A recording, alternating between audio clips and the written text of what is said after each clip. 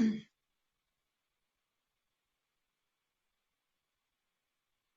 evening, Planning Commissioners and members of the public. My name is James Combs, and I will be presenting the conditional use permits and minor modifications being requested for the properties at 1401 and 1421 through 1425 Santa Monica Boulevard. The project site is made up of 3 parcels located along Santa Monica Boulevard between 14th and 15th Street. All of the subject parcels are located in the general commercial zone. The property northwest of 1401 Santa Monica is zoned R2 and is developed with an apartment building. UCLA's Santa Monica Medical Center is 2 blocks northeast of the site, just off this map. The stretch of Santa Monica Boulevard that these parcels is on, between Lincoln and 20th Street, is designated in the land use element as auto-oriented and is developed primarily with auto dealerships, auto-related uses, retail, and restaurants. Before you this evening is a request for a 62-stall electric vehicle charging facility to charge Tesla brand vehicles with level 3 superchargers capable of charging a vehicle in 30 to 45 minutes. A recharging facility requires a conditional use permit in the general commercial zone.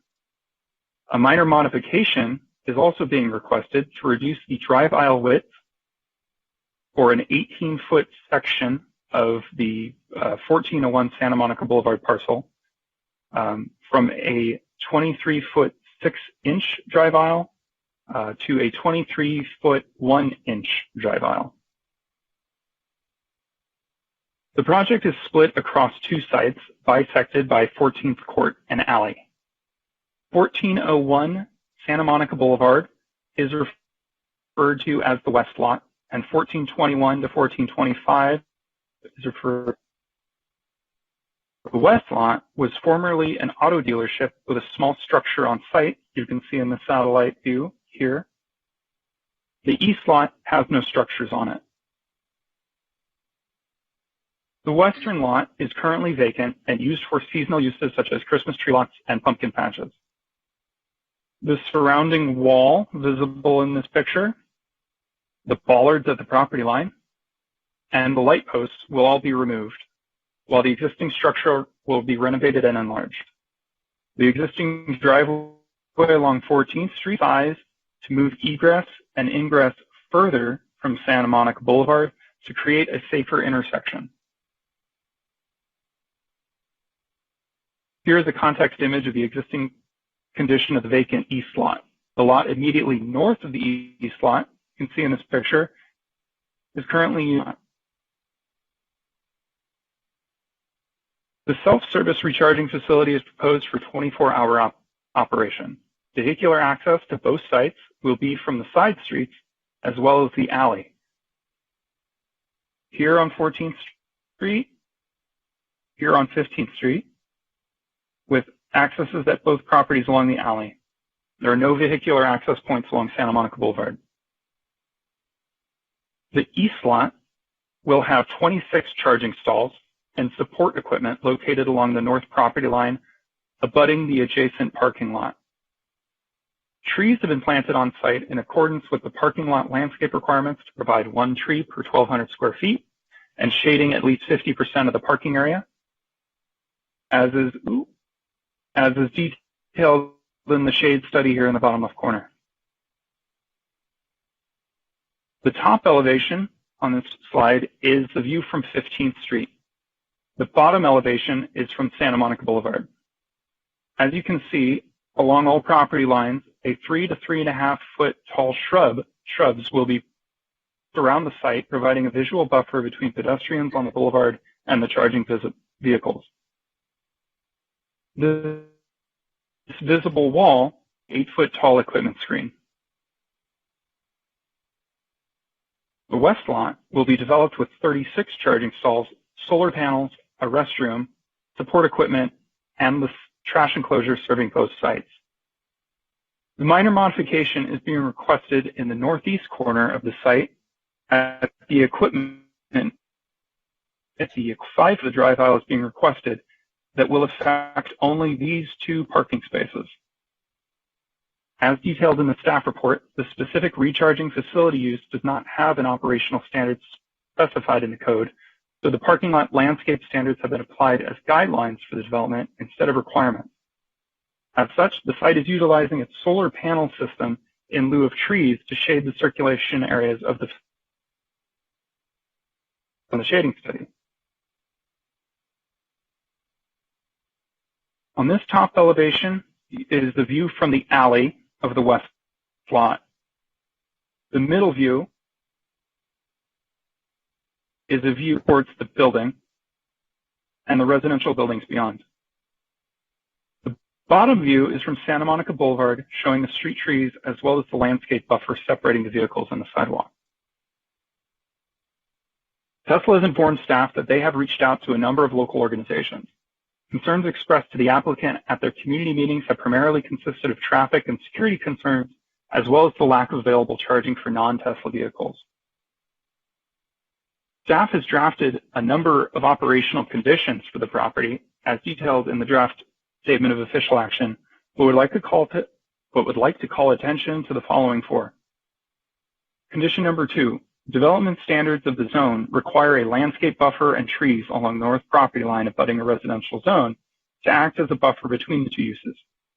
Staff does not believe that the proposed palm trees, with their thin trunks and foliage limited to one area, provide an effective buffer, and included a condition requiring a species of tree with a more complete canopy.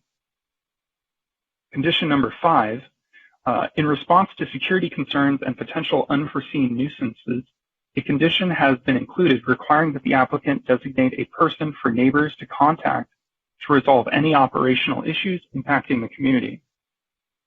Condition number 7, in response to concerns about the site maintenance, daily visits are required to ensure that the site is free of litter.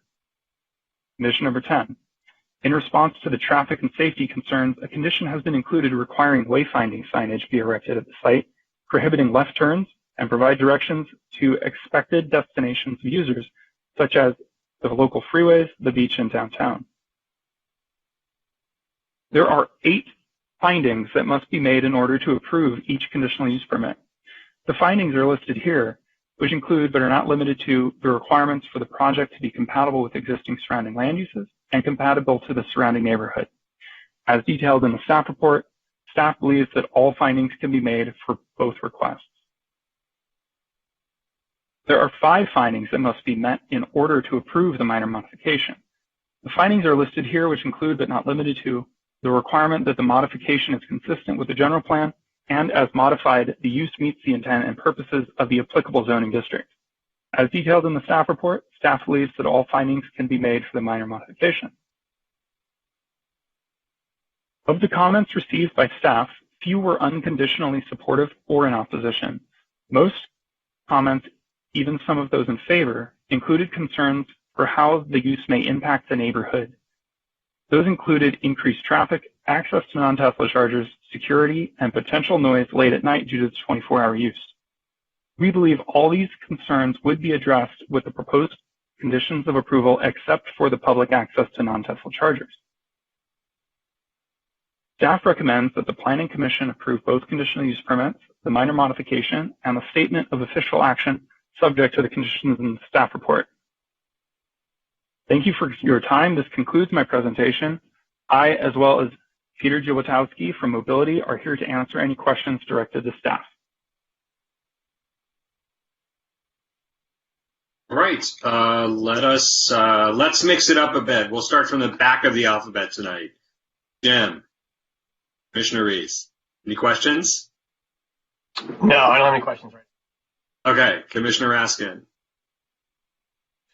Thank you. Thanks for the comprehensive staff report. I know we corresponded about this a little bit earlier this week through email, but I'm curious if you could just explain for the record the project's compatibility with policies under section LU11 of LUCE, talking about the need to encourage mixed uses and housing along transit corridors. Add a little detail about that.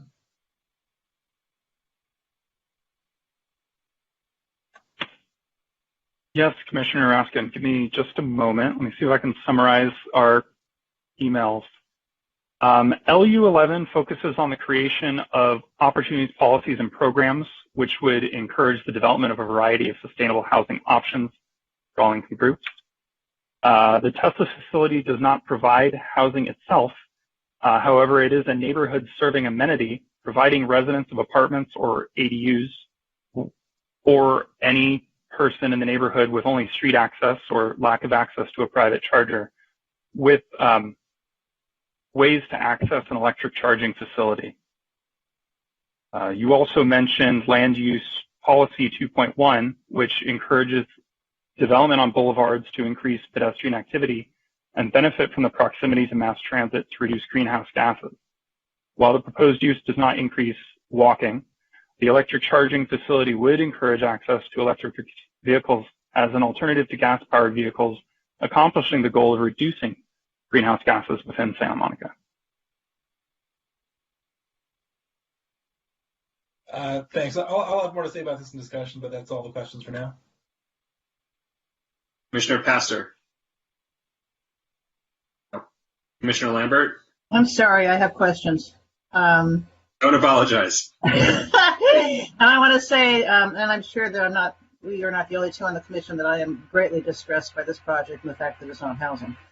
I actually sent an email to staff yesterday, and I didn't have time today to check to see if he responded. That is whether or not there had been any conversations with the owner of the property, not Tesla because they're leasing it, but the owner of the property about air rights development over this charging station, or perhaps a swap of city property for this, so this could be used for housing. And I don't know if you guys responded or not. I haven't had time to check this morning today. Yeah, Commissioner Lambert, I'm happy to answer that question. The city doesn't currently have a TDR program, in place that would allow swapping of air rights or the selling of air rights between sites. Just as background. James, excuse me, that's not what I was saying. What I was saying is air rights development on this site, or that was my first option. Was there ever any discussion with the owner of the property about that possibility? About doing housing on the property? Yes. There were discussions with both with the property owner, before he made the the decision to move forward with this development. So yes, discussions about potential housing on the site were discussed. We also discussed that issue with the Tesla team, when this project was initially raised a few years ago. Okay, then the other thing you probably haven't explored either, and that is whether some swap of some city, because this could basically be anywhere in Santa Monica, or a swap of city property for this. I assume you didn't go down that road either, right? No, that wasn't something that was discussed. No, not swap, like a land swap is what you're asking. No, that wasn't discussed. Okay. The other thing, I thought new palm trees were not allowed to be planted now. Am I correct or incorrect on that? I thought that was an urban forestry position, because they basically add nothing but pretty to the city. That was a Jim Reese position. I thought that actually had been enacted, because I remember at Palisades Park. I think it is too. It's not native. That right? I'm pretty sure that's the case. So that should give some ammunition to your condition. And then it's not a tree; it's a grass. Palm tree? Commissioner Reese, it's not a palm tree; it's a grass. So it's palm grass. Okay. I stand corrected. Thank you. And then I am not a EV person. Does the level 3 can that apply to any EV? Can any EV use that level 3, or is that just a Tesla phenomenon? Commissioner Lambert, my understanding, I don't own an electric vehicle myself, but I've done quite a bit of research. My understanding is that the level 3 charging is available for multiple brand electric vehicles. However, it is the technology to charge that vehicle is somewhat proprietary in between chargers. So, for instance, a BMW's level 3 charger may not be compatible with a Ford's level 3 charger or a Tesla's level 3 charger. Why am I not surprised? Are the level 3s on top of Santa Monica Place only for Teslas or for other cars too? My understanding is that those are the level 3 Santa Monica Place charging is exclusively for Tesla. So after this, there'll be 72 Tesla charging stations in Santa Monica. Wow. And then finally, they're tying the lots together, I'm assuming, so that's only because they only want to do one application. Is that the rationale behind that? The 1421 to 1425 is being tied because the project spans both. I got it. Existing the properties. 1401 is not part of the tie then. Correct. They could not tie the two alley. west and east lots because of the alley. I got it. And then finally, the emergency contact person will be available 24 hours, right? There was early discussion about that. That was not included in the condition of approval. It was thought that if there is indeed an emergency late at night, that perhaps a Tesla employee would not be the appropriate person to contact, and they should be dialing 911. Well, what if it's not a police issue? You're saying unless it's a police issue, there's no one to contact? That doesn't make any sense. Other people could respond to 911 phone calls, but if it is your desire to make a 24-hour contact, we could revise the condition of approval to specify that. I think given the neighborhood input we've heard so far, that would be a good idea. And that is, I want another question. I'm sorry. The CUP goes with this use, right? So if Tesla pulls up stakes and doesn't do this anymore, the CUP expires? The CUP would run with the land. Oh, so someone else could run the charging station. Okay. Yeah. Okay. Does this go to the ARB? It will be subject to design review after its trip through Planning Commission. Very good staff report, by the way. Very concise and to the point and easily understood. So thank you for that. Thank you. Commissioner Fresco. Hey there. James, I liked your staff report too.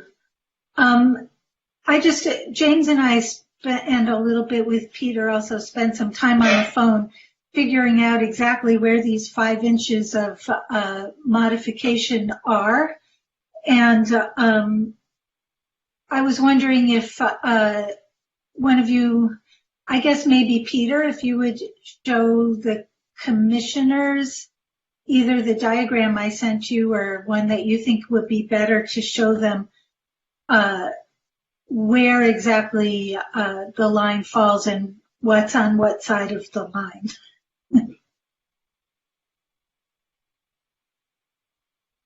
Hi, good evening. So the minor modification is requested in the area on the western lot. It is in the upper right-hand corner. It's the 2 parking spaces that are directly in front of the access panel for the equipment that is immediately to the right of the existing building. And is that kind of area, is that understood? Where that generally that's not what I was asking. I mean, I'm asking you to review what we talked about. Yeah. Else, because what we discovered was basically the bollards that are in front of the panel are an additional amount of space cutting into the drive aisle. Right. Understood. I just wanted to kind of make sure everybody was acquainted with that. I didn't have it readily on my screen to share.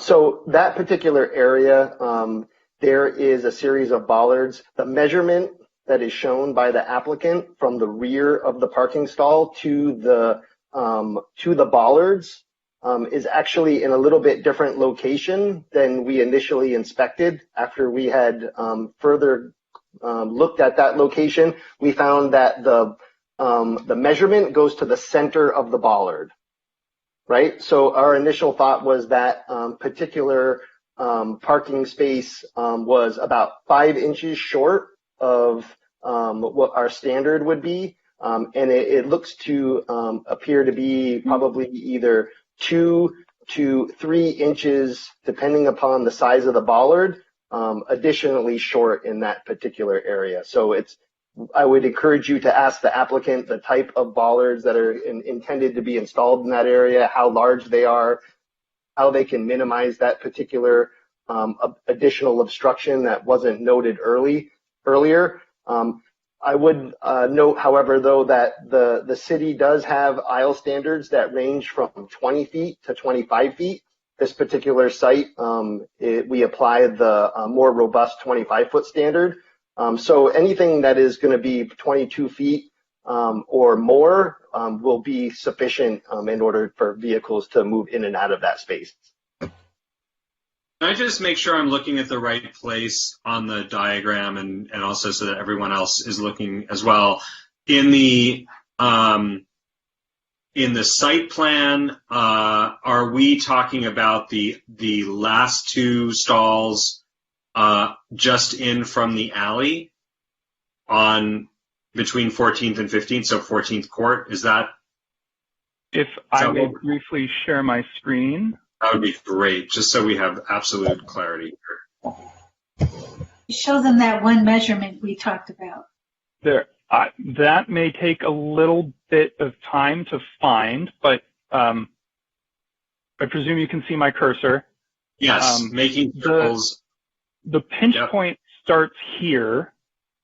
Okay. And you know, it goes for this length, so it's affecting these 2 stalls. These 2 stalls are requesting the minor modification for reduced drive outlet. Got it. Okay. Okay. Thank you. Kamina, do you have more? No, but if you look at your plans for the west side, the diagram is on page 4 of 16, so you can see the measurement goes to the center of the bollards. And it's just different from what the words say, the diagram, so I just wanted to clarify that for everyone and myself. Yeah, no, I appreciate that. That's why I just wanted to make sure everybody was literally on the same page. That's helpful. Commissioner Fonda Bernardi. Any questions? Yeah, I do have 2 questions, and thanks, James, for a very concise report. Although in reading it, I noticed there were a lot of things that looked like boilerplate. They didn't have anything to do with the project, like things requiring grease interceptors, a whole bunch of things like that. And I'm wondering, there are about 4 or 5 of those that seem they've wandered over from previous approvals or something. But I have 2 questions. One is, would you happen to know the number of electric cars in Santa Monica that aren't Teslas, basically? They were told there are about 1,000 Teslas, which is great. But what's the current population of the non-Teslas, either the electrically charged hybrids or the pure electric cars? I'm afraid that's not information I have access to. Okay. And then the other question is really having to do with, has any representation we can ask this of the developer made as to what percentage of the power that they are going to be selling to their customers comes from their actual collectors, and does the other power that they're not generating or not generating sufficient quantities going to come from our clean sources or our non-clean sources? While I do know in discussions with the applicant that the majority of the power will be coming from the general grid at large, and only a minority will be coming from the solar chargers, I would leave the exact ratios for the applicant to provide you. And unfortunately, I have one last question is, has any conversation been entered into with the neighbors to the north where we're lowering that fence? Is that something that they might actually want it to be at the height that it is, 1 foot over what's allowed? Because there's going to be a lot of headlights pointing directly at them, particularly on the west side of the west lot. Has any of those residents said anything about the wall? The residents have not. I do not believe I've heard from the residents about that wall, and no one's identified themselves as such. But the code, does provide for a maximum 8-foot wall. So a reduction of that wall would be another request. Our feeling is that the parking lot landscape standards do provide for a 3 to, I believe, 4 or 4.5 foot tall wall along the perimeters, with the express purpose of that would be blocking the headlights from surrounding traffic. So we believe that the 8-foot wall would be sufficient to prevent lights from intruding on the neighbors, while also screening the proposed mechanical equipment and electrical support equipment. Okay, thank you. Thank you. Okay, so I just have a couple of questions, and I will join the chorus of people wondering aloud why and how this isn't housing, and why and how this isn't accessible to other EV users, but I don't want to repeat. So I'm going to jump in with a different question, which is, I am aware that that 14th Street is a very, very, very important north-south bike thoroughfare. We had a letter on this from Cynthia Rose from Santa Monica Spoke, but I just would like to hear from staff how the mobility analysis was done, what was taken into consideration, what the traffic flow pattern is, and what mitigation is proposed to be in place to avoid, frankly, bike accidents just either at or just north of, no accidents, bike crashes, vehicle crashes just at or just north of the intersection of 14th and Santa Monica.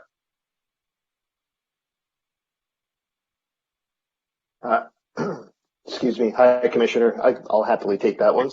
So the city staff has not completed any particular analysis related to the circulation or bicycle traffic in this particular area. That's not necessarily typical with this type of an application that doesn't have an environmental impact report. In this particular case, the applicant has provided some information related to the number of or the utilization of their EV chargers and an approximation about the peak time when those chargers would be used. So we do recognize that the 14th Street is a critical corridor for cyclists. There is a bike lane that is on a 14th Street. Perhaps the most significant thing that we have done in this particular case is the alteration to the driveway onto 14th Street. That's a minor change that will provide some benefits in terms of keeping vehicles out of the functional area of the intersection and providing the best visibility for drivers as they enter 14th Street. And, you know, the intent is to guide them through wayfinding and help them make the best decisions so that they will avoid making left-hand turns, which isn't necessary in this particular instance. There's a lot of opportunities between these two lots and for access. So a number of those locations helps diffuse and disperse access, which is helpful. But what we did was by moving that driveway, we considered moving it a little bit further, but it ran into some complications with Big Blue Bus and having their bus stop on the further south side, and relocating the bus stop in between the intersection and the driveway was problematic because it would block visibility of cyclists and also vehicles going in and out of the site. So, you know, the applicant has provided some information, and I'm sure that they will explain more detail. But essentially, I believe they're looking at about 30% utilization.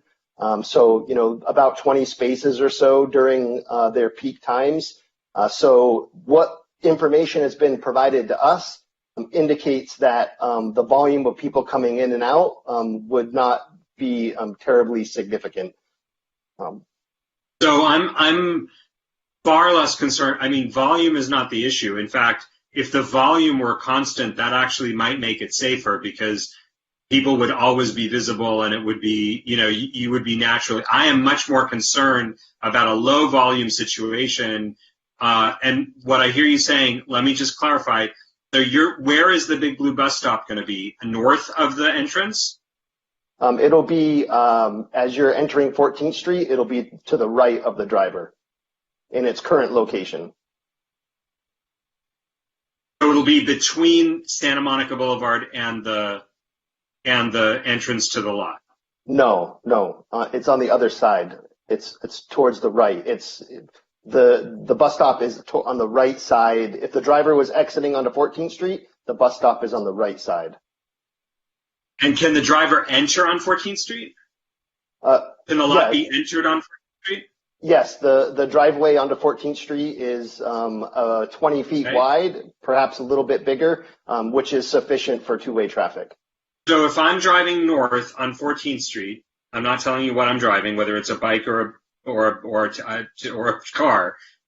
The thing that can happen is there can be a cyclist in the bike lane, there can be a vehicle in the driver lane, and there can be a bus. Yes? The vehicle could be intending to turn into the parking lot. The bicyclist could be intending to head north, and the bus driver could be looking for an opportunity to pull over to the right, just north of the parking lot entrance, to be able to stop for a passenger. That's a possible scenario, yes. Thank you for sharing that scenario with us. We'll be coming back to that in discussion. Any more questions before we hear from the applicant? I see none. Let us open it up to the applicant. And let me ask the applicant, you have 15 minutes. Do you want to reserve any time? Do you want to take any time off of that 15 minutes and reserve it to add to your 3 minutes for rebuttal after public comment? Thank you, Commissioner. I think we do if we have excess of less than 15 minutes when we do present. Well, what do you want us to set the clock for? You want us to set the clock for 12 minutes for now? And then if you have 3 minutes, you can either save it for later or use them up now? Sure, that sounds good. Yeah? Okay, great.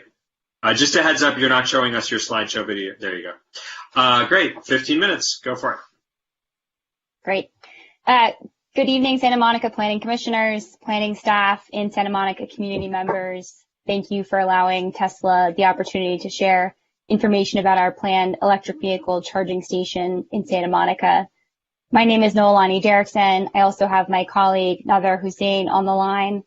And we've had the opportunity to meet and discuss this project with many of you on this call, from city staff, city officials, neighborhood groups, climate activists, and Tesla owners in Santa Monica, in close alignment with the climate and electric vehicle goals of the city of Santa Monica. What drives Tesla in all that we do is to meet our mission of accelerating the world's transition to sustainable energy. We started first by manufacturing electric vehicles and brought down the price with each new model. We knew that in order to serve Tesla drivers, we needed to support them by building charging networks to minimize range anxiety. Most electric vehicle drivers today charge their vehicles at home, where the vehicle is parked for many hours at a time. However, for those on road trips, garage orphans, those without access to home charging, public fast charging is essential. There is an exciting shift that's occurring within the electric vehicle industry. We're moving from early EV adopters who typically lived in single-family homes and had access to home charging to more mainstream drivers who are more commonly renters, live in multi-unit dwellings, and who are purchasing electric vehicles for the first time because the costs have fallen. For these drivers who have limited or no access to home charging, public fast charging is crucial. In California, Tesla vehicles make up over 80% of the zero-emission vehicle market today.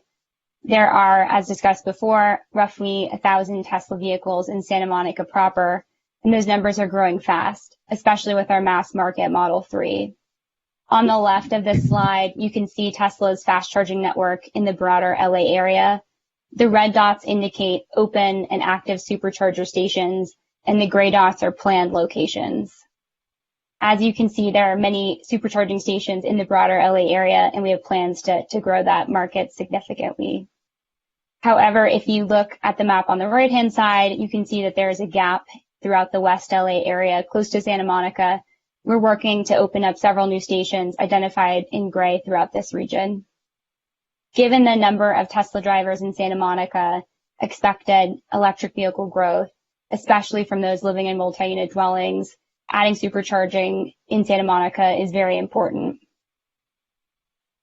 Now, Tesla has been a member of the Santa Monica community since 2012, when we opened our Tesla store on 3rd Promenade, now moved nearby to Santa Monica Place. This location also has our first supercharging station in Santa Monica, the small station with 10 stalls. In total, we have 29 Tesla employees who work in Santa Monica and several thousands in the broader Southern California area that support Tesla drivers across the region.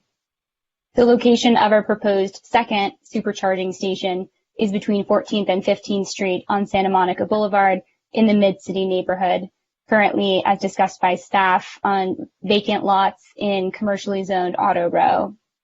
My colleague Nather will dive into specifics on the project. Cool. Thanks, Nalani. Thanks, Commission. So this site is more than a typical EV fast charging station. As it's currently designed, and what you can see in the visual right here, which is an aerial view of a 3D rendering representation of this site, we're planning to install, as James mentioned, 62 chargers, 3 solar PV canopies, energy storage, over 21 trees, and around 300 shrubs and bushes around this site, as well as a restroom for Tesla drivers. The site will have 4 access points, 2 through the alleyway, and then 1 from 14th and 1 from 15th Street. To promote effortless traffic flow, we're making sure that there's no left turns that are going to be allowed from 14th or 15th or Santa Monica Boulevard. This is all in an effort to promote seamless flow of traffic from our drivers. The site's also designed with 2-way drive aisles, and this is to ensure that there's an abundant space for our vehicles to navigate around each plot. The number of chargers, 62, was selected for a couple of reasons. Supercharger stations typically have low usage during the day, and we typically see most of our usage around lunch and dinner time and on weekends, and with maximum usage around our typical holiday schedule, which is Thanksgiving, Christmas, which is often when most people are traveling on the road for long trips. We designed the size of the sites like this to meet projected holiday usage and to make sure that there's no waiters, folks that are waiting to charge. All 62 stalls full is what we expect maybe once or twice a year, but on average, like Peter mentioned before, we're going to see about 30% utilization at this site, and we expect around 100 charge sessions on a typical 16-hour period. All right, here you can see in these beautiful 3D renderings of what the finished look of the site would look like. On the left, you have the west lot, which is our phase 2 build, and on the right, we have the east lot, which is our phase 1 build. So here you can get more of a feel of what this site will look like from a street level. You can see that with the EV charging alongside all the other existing mobility amenities such as public transportation, bus lines, sidewalks promoting access walkways for the pedestrians, as well as the existing bike lane you see in the left image. Additional to that bike lane, we'll be installing about 2 bike racks that can house over 20 cycles. So we're really excited about that as well. Additional to that, we're really excited about the biodiversity that we're going to bring to this location. Over 21 trees will be planted here, from a peppermint tree, Chinese evergreen elms, fan palms, plus, as I mentioned before, over 300 individual shrubs, bushes, and grass bundles.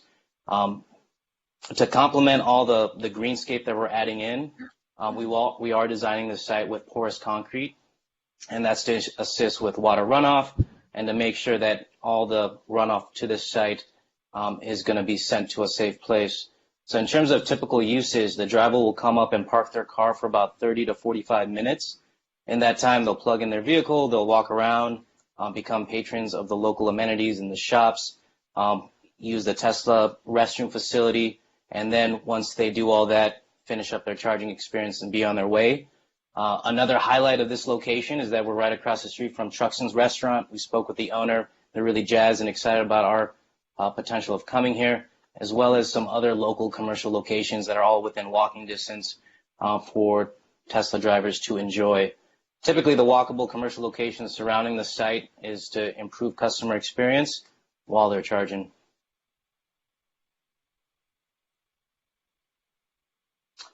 And here on this slide, we have some additional 3D renders of what the finished look of the site will be.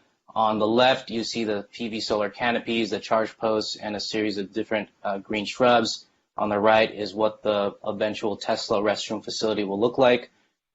Again, there's 3 solar canopies that we'll be proposing at this location. It'll serve 2 purposes: to generate power to serve this site and to provide cool shading experience for our customers as well. The solar PV is sized to serve as a resilient backup to ensure that if the grid does go down, that the site doesn't go down. And it's to ensure that the site stays resilient through that kind of experience. Another detail about this project that we're really excited about, like I mentioned with the trees, is the shading. Right now, the minimum requirement is to provide 50% shading over the course of 10 years. With this site as designed, we're going to provide over 65% shading between the solar canopies and the 20+ trees that we'll be planting. And the great aspect of that design element is that it's going to keep the site nice and cool and to minimize any kind of heat islanding effect to make sure the customers have a great experience. There'll also be battery storage on site, and the reason we add battery storage is it allows us to control the time of day we draw power from the grid. And in addition to the solar, we'll procure 100% renewable energy to cover all the electrical needs for this site. The site with EV charging, solar storage, is going to be a really unique and innovative solution aligned with Santa Monica's loose climate and EV goals. A couple other design details I do want to highlight is that there is going to be a restroom facility for Tesla drivers. It's going to be locked with a keypad. All Tesla drivers will have access to this keypad via their user interface within the vehicle. To ensure public safety is a top priority for us, for not only our drivers, for the local citizens of Santa Monica. We're going to have 24/7 surveillance cameras installed. All this to ensure that our customers, as well as the Tesla equipment, is all in safekeeping. We're also going to install, we have a pre-approved photometric design with the city to ensure that the whole area is well illuminated and that there's no dark areas at night. And as mentioned before in chat, is we're going to have on-call staff, our technicians and our all-stars on the facilities team are available 24/7 in case there's any kind of public safety concern related to our equipment. If the site goes down, we'll have our Tesla employees local to the area able to respond quickly and swiftly. And all of this is in line with how we've been designing and building over 200 supercharging sites in California in different urban and rural areas. And this is our standard security and betterment approach and how we maintain the integrity of this site. And I will hand this back off to my colleague, Nolani. Thank you. So just in summary, this project will serve the roughly 1,000 Santa Monica Tesla drivers, and it will enable many in multi-unit dwellings without access to home charging to be able to convert to electric vehicles. This will be even more important as Santa Monica must build several thousand multi-unit dwelling units over the next several years. This project helps ensure that those vehicles are electric.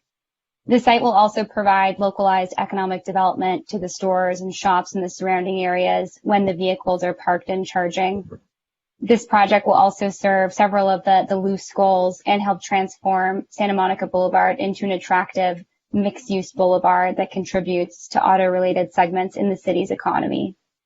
It will also provide a visually appealing, eco-friendly, and biodiverse development with solar, storage, electric vehicle charging, trees, and plants. Additionally, with each replaced internal combustion engine vehicle, regional and local ground level emissions are reduced. Importantly, this project will also support Santa Monica's council-approved climate action adaptation plan and electric vehicle action plan and help meet California's goals for electric vehicle charging. Santa Monica planning commissioners, planning staff, and Santa Monica community members, thank you for your time. We'd be happy to answer any questions that you have on the project.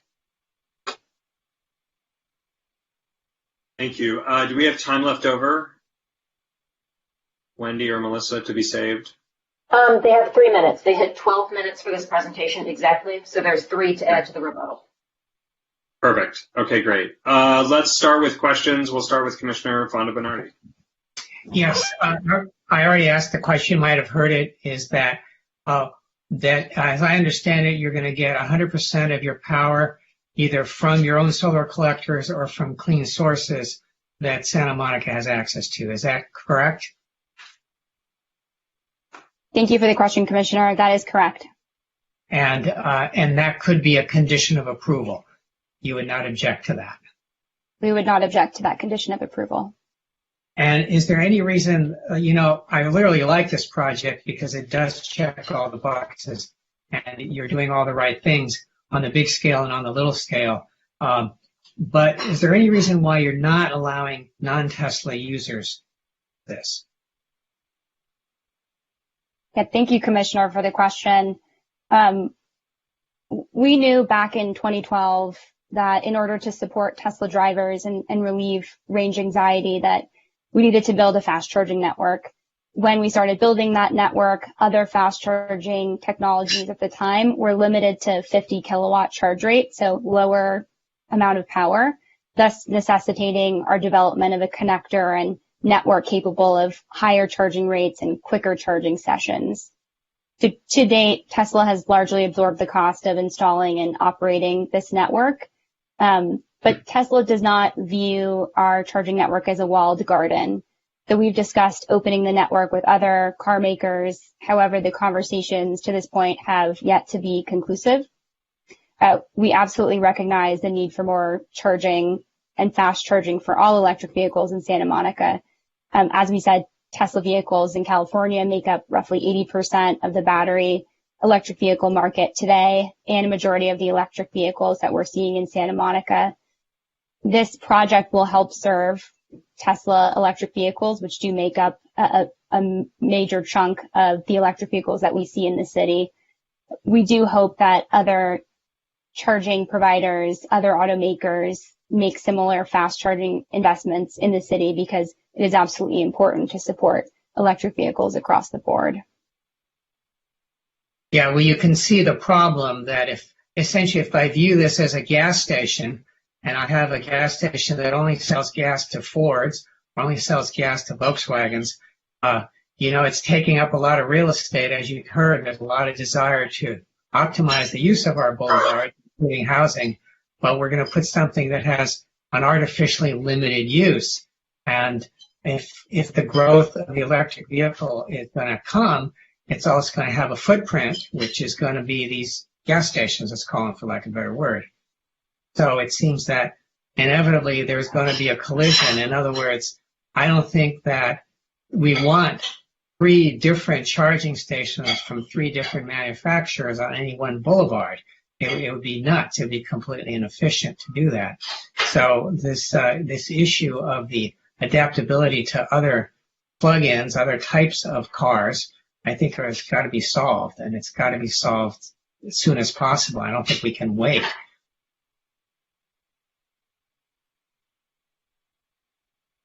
Thank you, Commissioner Fonda Bernardi. Do you have other questions? No, that's it for now. Thank you, Commissioner Fonda Bernardi. Moving on to Commissioner Fresco.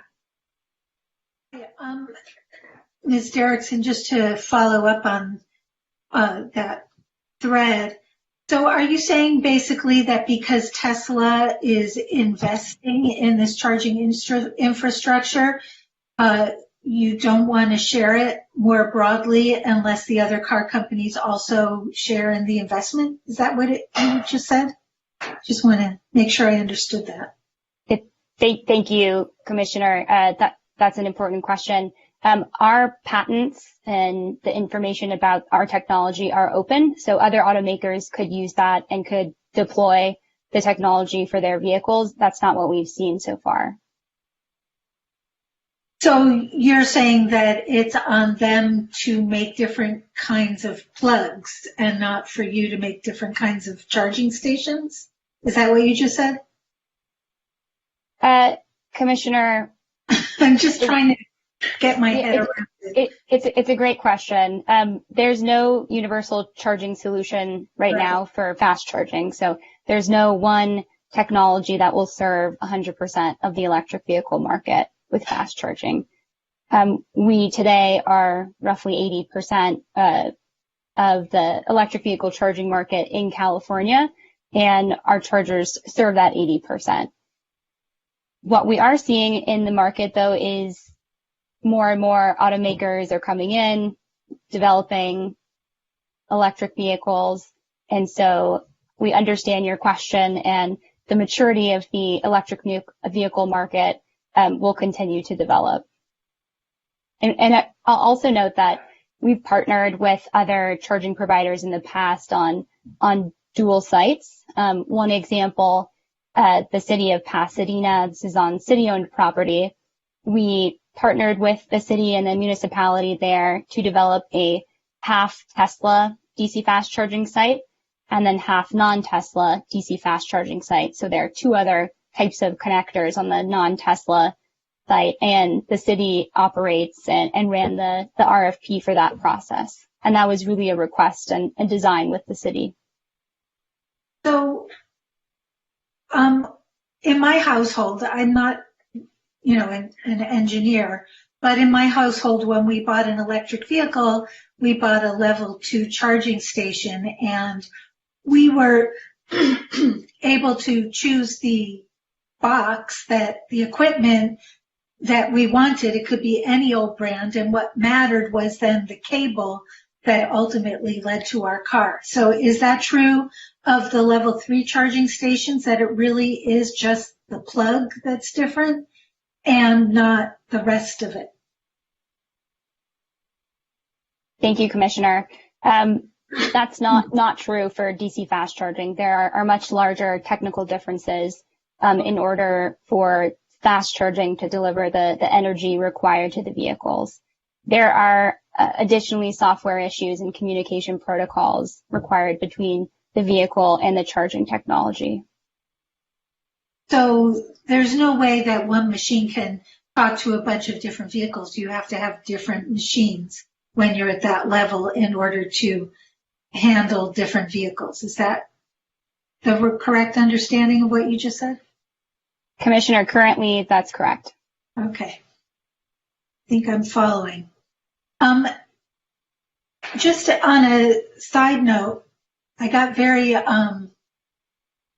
caught up in those 2 inches of those bollards, because when I first looked at the plans, I couldn't understand where the 5 inches were, because the plans didn't actually, usually, we get a red box and an arrow saying this is where our modification is. So by the time I figured it out, it seems like you're actually maybe asking for 7 or 8 inches and not 5 inches. So just for clarity, can you explain that? I can see that that's your coworker there.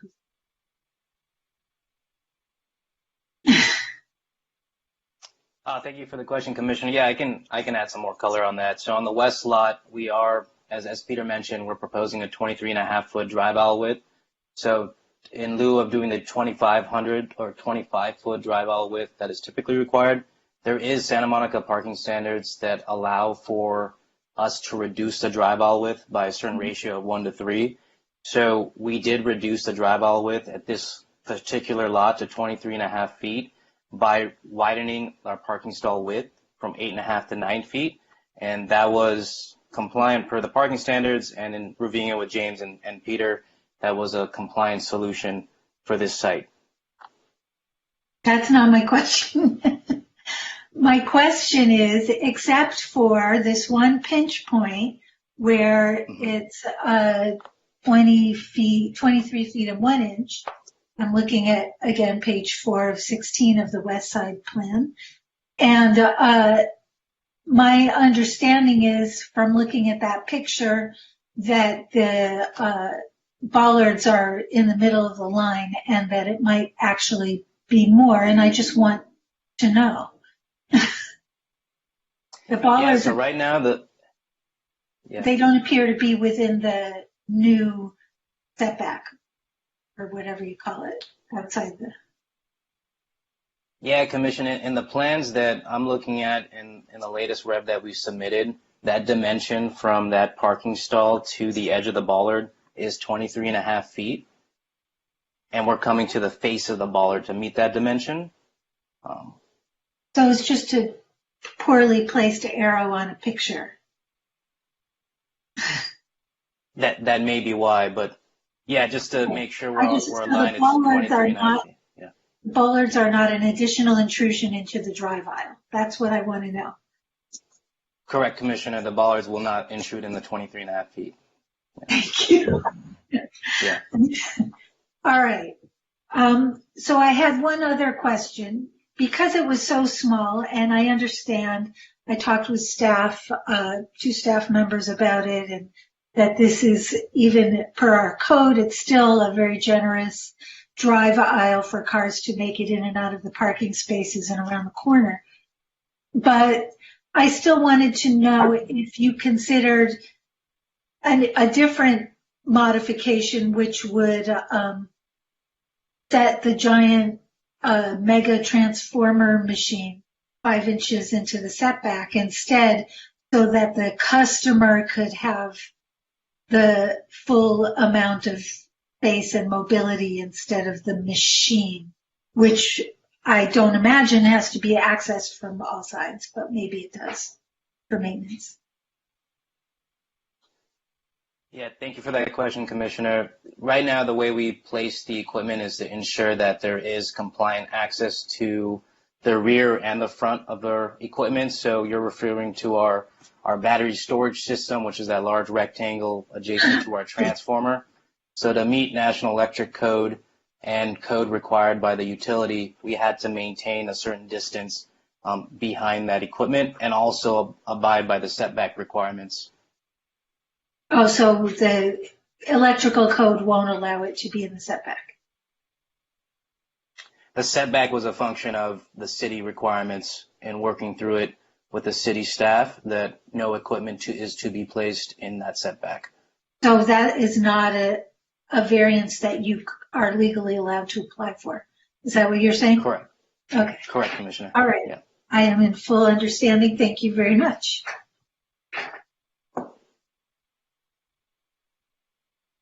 Okay, Commissioner Lambert. Thank you. I have a couple questions. When Tesla is charging, are the headlights on?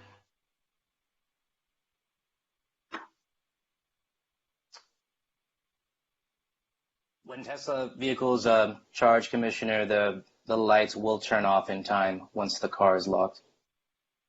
Okay, so in terms of headlights shining into people's windows, that's not going to be an issue if it's charging, right? Correct. Okay, thank you. And I assume that they make no noise and they have no exhaust, so you barely know they're there. Right. I mean, is there noise associated with charging? There's no noise that comes from the vehicle. There's a very discrete sound coming from the charge post, but it's minimal and discrete. So nothing that would be common to the human ear a couple feet away. Thank you. And I want to understand what about other EVs using chargers on this site. Did I understand correctly that if, for example, Ford wanted to do a couple chargers on the site and they were willing to pay for a level 3, whatever it is they use, level 3, would you be open to that? I assume you're not going to pay for it, but if they were willing to do it. Commissioner, great question. In theory, yes. I haven't personally been involved in those conversations with other automakers, but we have been down this road with many automakers before. So the answer would be correct. So that's a possibility. Yes. Okay. And then finally, how do you, is there any way to discourage or disincentivize people from just leaving their car there? After it's charged, it sits and parks for hours. Do you charge them by the hour? How does it work? Thank you, Commissioner. Yeah, we do charge our owners by the hour, and we do have an idle fee that's incurred to the driver if they exceed a certain amount of minutes of charging. Once the car is fully charged, an idle fee will be in effect. So the likelihood of someone bringing their car in and leaving it all day is pretty low. And plus, how would they get anywhere? That is correct. Yep. Okay. And then I guess, I understand the 62 stations being needed for the peak holiday season, but it seems like an awful lot given what your projected usage of the lot is. I mean, 100 a day, maximum peak hours at 30%. Why are you doing so many?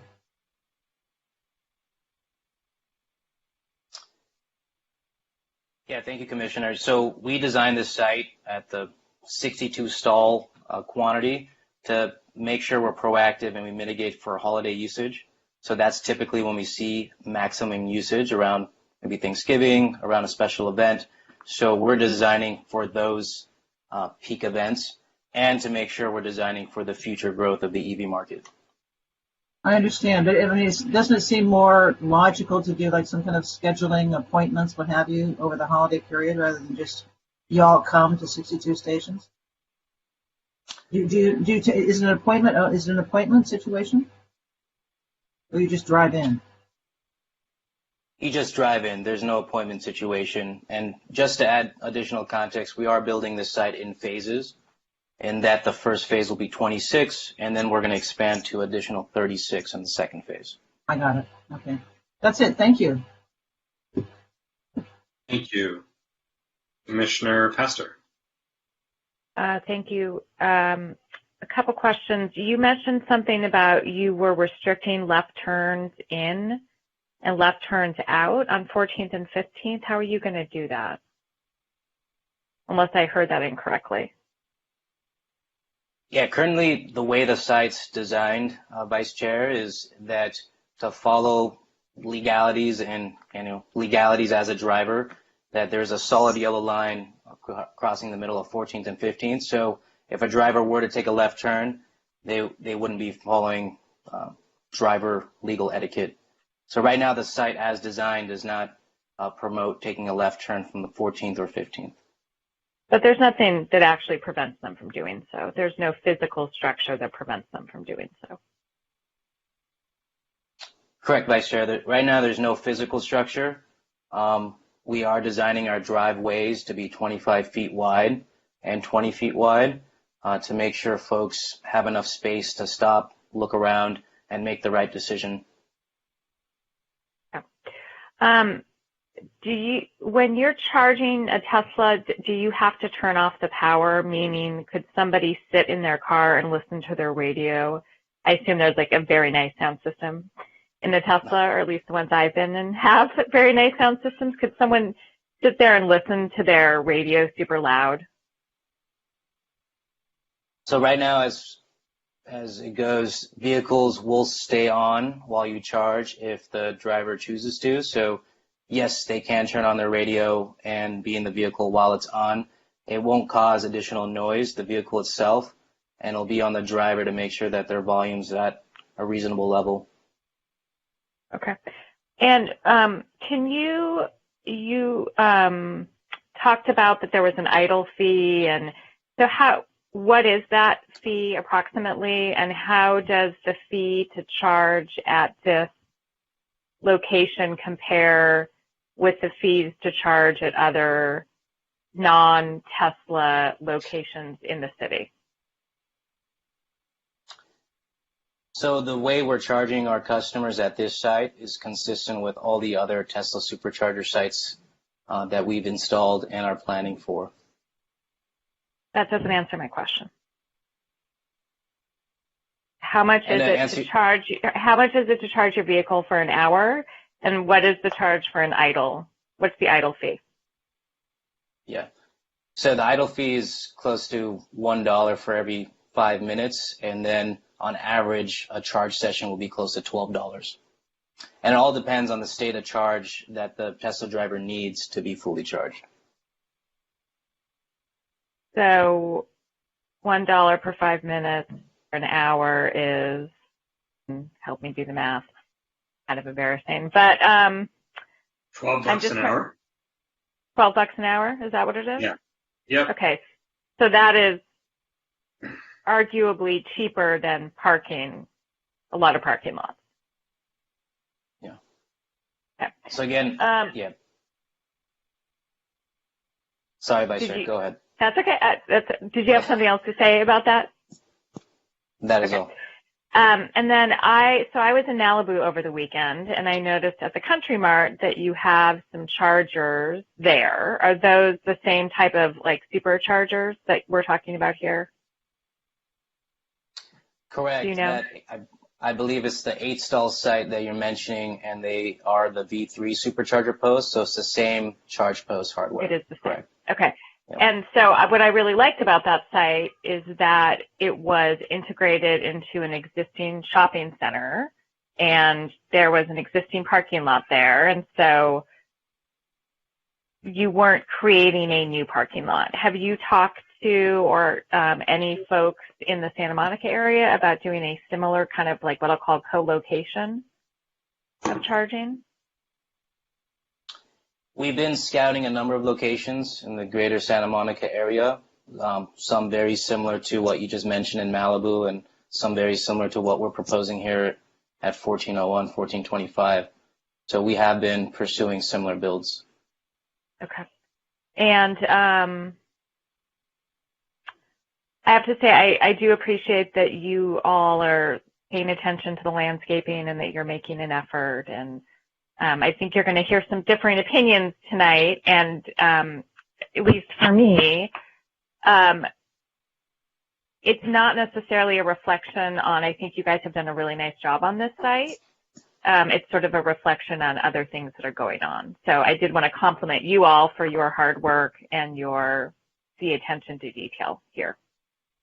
So thank you for that. Thank you for the presentation. Thank you, Commissioner. Thank you. Commissioner Raskin. Thank you very much, and thank you for the presentation. So as you know, our job as planning commissioners is to scrupulously ensure that projects are consistent with the terms of the general plan and existing law. And I know I'm going to put you on the spot here, but I want to get your thoughts on how your project is consistent with the goals of the general plan with respect to actually getting rid of automobile uses along boulevards, with the exception of those for automobile dealerships. And I'm talking specifically about goal LU2 of our land use and circulation element, which says, quote, that development should carefully focus development on transit-rich boulevards and districts should be focused in a way to create active pedestrian-friendly centers that decrease reliance on the automobile. So how are you consistent with that? Thank you, Commissioner. Appreciate the question. We feel that electric vehicles are complementary to multimodal locations and complement lots of different types of transportation, walking, biking, public transportation, and you can see that actually along our site. As we also discussed, when drivers are parked and they're charging their vehicles, they frequently patriate the neighboring areas, neighboring restaurants, the stores, and so they're getting out of their vehicles, they're walking around, they're experiencing the neighborhood. As my colleague Heather mentioned, we're also building in bike racks for bike storage, and so that's also a component of what we've thought through to be responsive to the desires of the community in this area. And so following up on some other questions from earlier this evening, have you contemplated other types of developments on the site to be built in conjunction with the charging stations, such as, for example, commercial or residential? Commissioner, we have not at this time due to the electric vehicle demand that we see in the city and the expectations of having many and multi-unit dwellings convert to electric vehicles over the next several years. We felt that the design of the site needed to reflect that need. But why couldn't you put 62 or however many charging stations on, say, the top levels or bottom levels of a mixed-use development? Nadir, do you want to take this? Yeah, thanks, Nolani. So there's a number of feasibility checklist items that we take a look at, such as footprint and available power from the local utility. So Southern California Edison, with their grid as it is, they put limitations on how much power we can request for development. So at this location, that's what was considered to build a 62 stall supercharger site. But footprint limitations, power limitations, and other site-specific obstacles are what we take into consideration. Okay.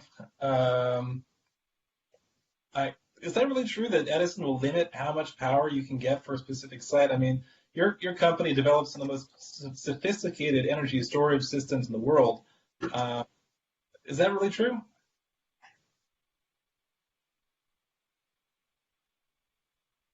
Yes, Commissioner. Yeah, to answer your question, right now with the amount of load that Tesla requires, given that these are DC fast charging stations, it's a very unique technology that demands a lot of juice from the grid. Because of that, it's something that isn't as conventional as was previous to Tesla coming into the market. So with that, the utilities are learning, just like Tesla's learning, on how to make sure we can provide adequate power to our charging sites. And power is a finite resource, and our sites draw a lot of power needs. All right. Well, okay, just a bit of a capstone then on the theme of what we've been talking about earlier.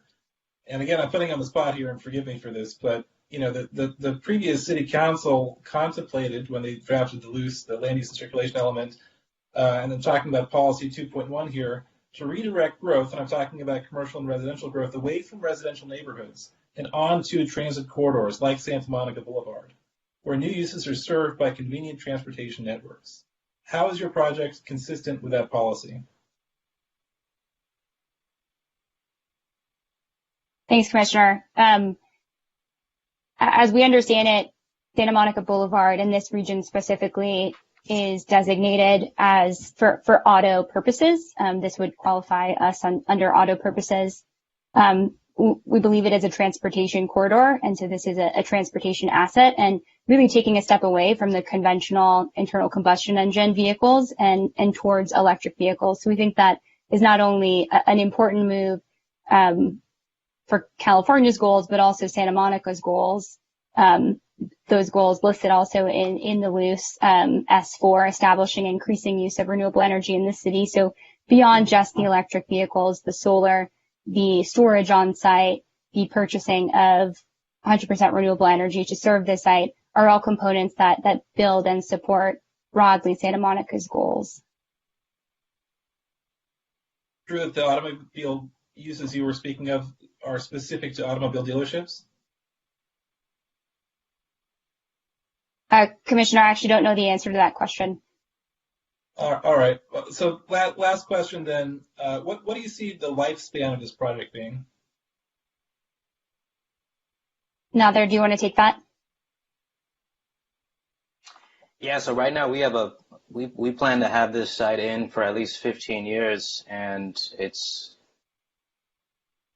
a determination between us and the property owner, but 15 years is the current designed duration. All right, that's all the questions I have. Thank you. Commissioner Reese. Yeah, thank you very much for the presentation. I have a series of questions for you. I'll try not to be too duplicative. During the presentation, you talked a little bit about the paving in the site. I saw in the plans that it was just AC. It just looked like regular paving. You made mention that maybe there was some permeability to this. Did I understand that properly? Yes, Commissioner. We are designing for permeable pavement and asphalt. Okay. And staff is picked up on one of my pet peeves of palm trees, and they're asking you to change them. What would you be changing those out with? So, Commissioner, in terms of the trees that we have spec'd between, if you're referring to the fan palm, we'll happily work with the city planning team to find a correct substitution if that's what's required. Okay, so right now there's not a plan. What I would urge you to find something that is, and staff I'm sure will point you in the same direction, that is native and creates some shade, but at the same time, obviously, we don't want to impact your solar panels. Then So security is an issue, and I understand that you guys have monitoring from, it sounds like, from cameras. You have a call in case there is equipment failures, but we really do suffer in this region, as in other parts of California, with a homeless issue. And I think it will end up being problematic for your users if there is not some type of security related to that. And so far what I've heard you talk about was, oh, well, we have techs in the area who will come out and fix the equipment if there's a breakdown. But what's going to happen in the situation where there's somebody who is facing challenges and is causing problems out there for your customers? How is this going to be resolved? Is this going to be just call 911 and let the police do it? And so I'm asking for your plan. Yeah. Thank you for the question, Commissioner. So public safety, not only for our drivers and for the neighbors of the community, is top priority. So some safety protocols that we're putting into place is, as you mentioned, surveillance cameras. That'll give us visibility on what's happening around our equipment and the site. We are also enclosing all our equipment with walls and Trex fencing that are all padlocked and have keypads that you will need to input a code to unlock. The whole site will be well lit. There's a lighting plan that's been pre-approved by the city to make sure all the light is shielded within the site, to make sure there's no dark corners. If there is a situation where the safety of one of our drivers is at risk, following 911 protocol is our first line of action, because our police officers and our firemen, that's their job. However, when it comes to safety of the site in terms of our equipment, we have techs on call 24/7 that are local to the area. There's a 1-800 number on every charge post that all our Tesla drivers have access to, that they can call and get instant access to someone on the other side of the line to come support their needs. Okay, I'm not sold whether having the use there actually helps by putting more eyes on the street and solve some of the problems with police, but adding more pressure to the police to solve this homeless problem is the last thing that we need to do as a community. Then one of my other commissioners brought up the fact that somebody could be sitting in their car listening to their music loudly. Is there a way through your computer systems where you highlight to people when they come into this lot that they are entering a lot next to residential, and that type of use cannot be accepted or will not be acceptable? So right now, we can't limit our customer behavior, but we can promote good practice. So it's on the customer to be in control of how they respect the neighborhood by their actions. And there is we are able to put in signage if that's a good solution on making sure our drivers keep noise and the sound levels within their vehicle in mind. Now that's probably a good idea. I was actually thinking you guys were so high tech that their computer screen would just pop up and say, hey, you're entering this site. You got a restroom here. You can charge. And oh, by the way, we have residents right next door. Please be polite and not loud. That's what I'd like to see as well. And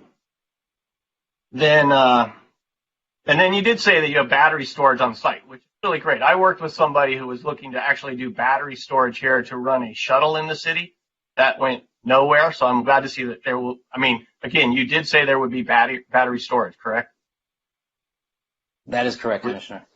And with the goal, and this would allow you to let me put it this way, how much storage could you get? Ideally, this is a great situation where you can charge at night, fill your batteries, and help solve some of our infrastructure issues during the day where you're not charging.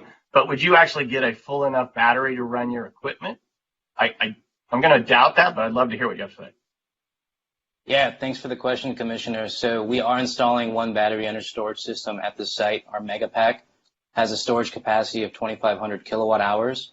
So based on average use, that can keep about 100 vehicles charged up.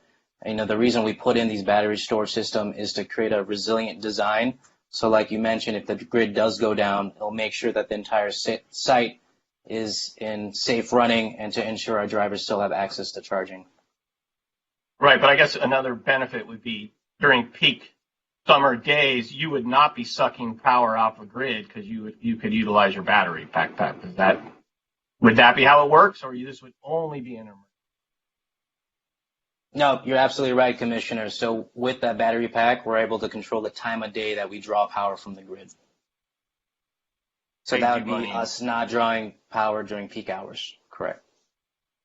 Okay. The city has a process there where there's an annual review for conditional use permits to make sure that they're operating consistent with the goals of the approval. I mean, there is approval. What would your response be to us imposing a condition like that? Our intention is to work with the city staff to come up with a suitable and compliant solution. Okay, so I heard no objection. I read that as no objection. Lastly, Tesla is very innovative. We are in a huge housing crunch here, and that's what you're going to hear a lot of concern about is we're going to give up this site where it could be housing. What initiatives does Tesla have to address the housing front on a more large scale? Commissioner, thank you for your question. The charging facility, as we've designed it, would not include housing. However, Understood. It would be complementary to housing, and especially housing for multi-unit dwelling units. So those who have less access to charging within their multi-unit dwelling parking structure. And given... I'm sorry, I'm sorry to cut you off, but I just don't want to have you go down a path that's not really answering my question. I'm talking about Tesla as a company. Are you participating in any programs throughout the country that helps build housing, whether it's for your own staff or for anybody else? We've heard, some Silicon Valley companies are putting up money to help the state deal with the housing crunch. We have a huge problem here. So I'm just curious if your company has done anything innovative on that front. Thank you for the question and clarification, Commissioner. We have not. Okay. That exhausts my list of questions. Thank you very much for the presentation. Thank you. So I have a few questions. Chair Landros, can I actually ask a follow-up question about something that Jim was asking about the battery and the charging? So, go for it. Yeah, it's on my list, but go for it. Yeah. So does the battery kick in only when the solar is not fully functioning? Because I thought that you said that the power is 100% from the solar panel. So at what point do you have to use the power from the grid? Yeah, to clarify, Vice Chair, I don't believe I said that, but solar will not account for 100%. But, to answer your earlier question, our Tesla battery system and the solar, they work in parallel. They're not so much dependent on each other. The function of the battery pack, what we're calling the mega pack, is strictly to be a medium to control when we can get power, what time of day we gather power from the grid, and to be a resilient solution in case power goes away. And so could you, as Jim said, it allows you to say, okay, well, we're not going to draw power from the grid during, say, like the hottest day of the year, right? That is correct. Do you automatically do that, or could you so we have a very do that? Yeah, no, thank you for the question, Vice Chair. So we have a very robust back-end system and software in place that allows us to forecast and proactively know when to, what we call peak shaving, draw power during non-peak hours and to stay off the battery during peak times of the year, like you mentioned, on a hot summer day. Thank you. Oh, okay. So first of all, thank you for your presentation. Thank you for your patience with all of us. I have some of my own questions that have not yet been addressed. And I want to say, before I start my questions, that I recognize that Tesla is going to Tesla and the city is going to city, right? We as the Planning Commission have to navigate the intersection between your business model, what you're proposing to do within the constraints of the city's rules and regulations, and then the city's own goals. And I think you've heard from my colleagues some questions that get at both either side of these questions as well as the tension. So what I'd like to do is just start with a few clarifying questions and then get into a couple of other things.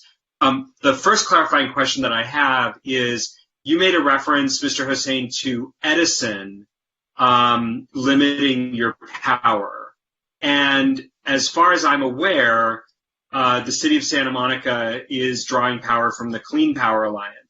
Are you proposing to be a purchaser from the CCPA, or are you proposing to be a purchaser from Edison?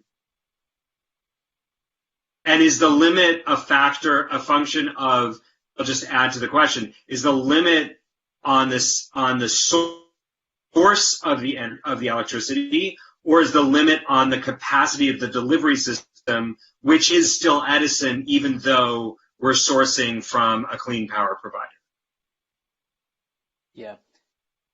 Yeah, thank you for the question, Chairperson. So we are dependent on the capacity of the grid. So the medium of delivery of power from the grid to Tesla as the customer, which is going to come from us as we interface with Edison, it's a function of how much spare capacity they have from the grid circuit that we're tapping into. And it's also a function of how much power and juice our equipment can handle and distribute to our charge posts. So in a site like this, as it is with most of our sites, it's highly dependent on the availability in the grid.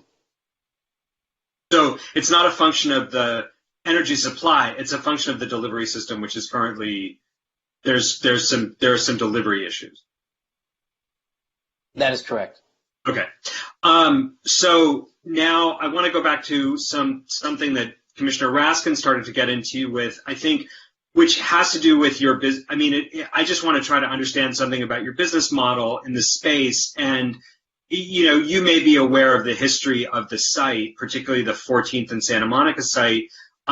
It's been a place where there have been annual pumpkin sales. There have been annual Christmas tree sales. There also were food trucks. It was actually, I believe, Nina, I don't know if this rises to the level of history, but I believe it was the city's first food truck lot when the trend of food trucks started to emerge. You're proposing to put essentially a bathroom on the site for users. What's your thinking? Why wouldn't you have incorporated on the sidewalk facing, you know, the parts maybe facing the sidewalk, space for other kinds of amenities that would serve your customers who are getting their vehicles charged over a 30 to 45 minute period, or people walking down the street who could spend money, say, buying, you know, on a food truck or picking up a pumpkin or a Christmas tree? Yeah, thank you for the question, Chairperson. So we take a lot of things into consideration when we scout these sites. Customer experience is definitely top priority. So limitations in footprint, available footprint for equipment, for trees and shrubbery, to make sure drive aisle widths are adequate size, to make sure parking stall widths are adequately sized. These are all factors that we take into account on how much space is left for additional amenities. For this site, we want to support the local amenities that are abundant nearby, such as Truxton's Restaurant, other coffee shops, and other facilities and amenities within walking distance. And we're confident that's what our Tesla drivers will enjoy and be patrons of at this site. And so is it that a smaller charging station footprint, say 50 chargers or 43 chargers, I'm making up numbers, I'm pulling them out of the air, but that if you only had 43 chargers, you only had 50 chargers, that then the project essentially wouldn't pencil for you? Is 62 the number that you need in order for this to pencil out? So we're designing the site to be 62 to again meet our projected customer demands during peak times. It's not our core business model to focus on building amenities. We're focused on accelerating the world's transition to sustainable energy, and we want our sites to support local businesses. So it's what we believe the industry needs. It's not so much an economic decision. It's for us to promote and support the growth of the EV market. Okay, so now I'm gonna focus on the next. Those are that's where I'm going to go with my next question, which is, you've described a project lifetime of about 15 years, which even for me as a cursory reader of the solar electrical battery market, 5 lifetime. Right? I mean, the number of products that, right, the product cycle. Just this morning, I read an article about a new startup that's going to try to beat the charging market by bringing back the old model of battery swaps. So, as you understand the permit that you are getting, if you get a permit tonight, what do you expect to be changing the technology? Like, if in a year or 2 years, the notion of sitting in your car for 45 minutes waiting for your vehicle to charge became the most obsolete, out-of-date thing ever, and what you really wanted to do was have Tesla battery swaps, right? This is partly a question for staff. Would they have to come back for a new permit, or does the infrastructure that you're investing, will that allow you to A, upgrade chargers, or B, potentially change the very technology that is accomplishing the same goal, which is you drive onto the lot with a car that is about to stop working, and you drive off the lot with a car that's fully able to go for another 500 miles. Yeah, thank you for the question, Chairperson. So I might miss a question here, but right now we have 5-year terms, and it's every 5 years, that's our time to reevaluate. We are all for supporting, the wave of technology improvements and making sure our sites are able to be retrofitted, such as this one, as technology does improve and get upgraded. Our network has been in place since early 2010, and all with the same core technology and function. So with a combination of software updates and us forecasting our design intent by allowing for future retrofits, such as upgrading software, firmware, and physical hardware components on existing infrastructure, that's our way to make sure we're designing for the now and the future. Okay. And can I just get a clarification from staff? Is this, would this permit allow them to swap out the method of recharging without coming back for a new CUP? Yeah, so the CUP is for an electric vehicle charging facility. The zoning code is blind to technology, or whether what the source of the charging, or where the power comes from. So what the permit enacts is obviously the site plan, the number of it's all these operational conditions. So as long as a future facility, however it was amended, was consistent with those conditions, and we always have that standard condition that it's modifications to the plans, if they're not substantially different, than the project that was approved, it could be found consistent with the approved permit. So it doesn't necessarily mean it would necessitate a new permit.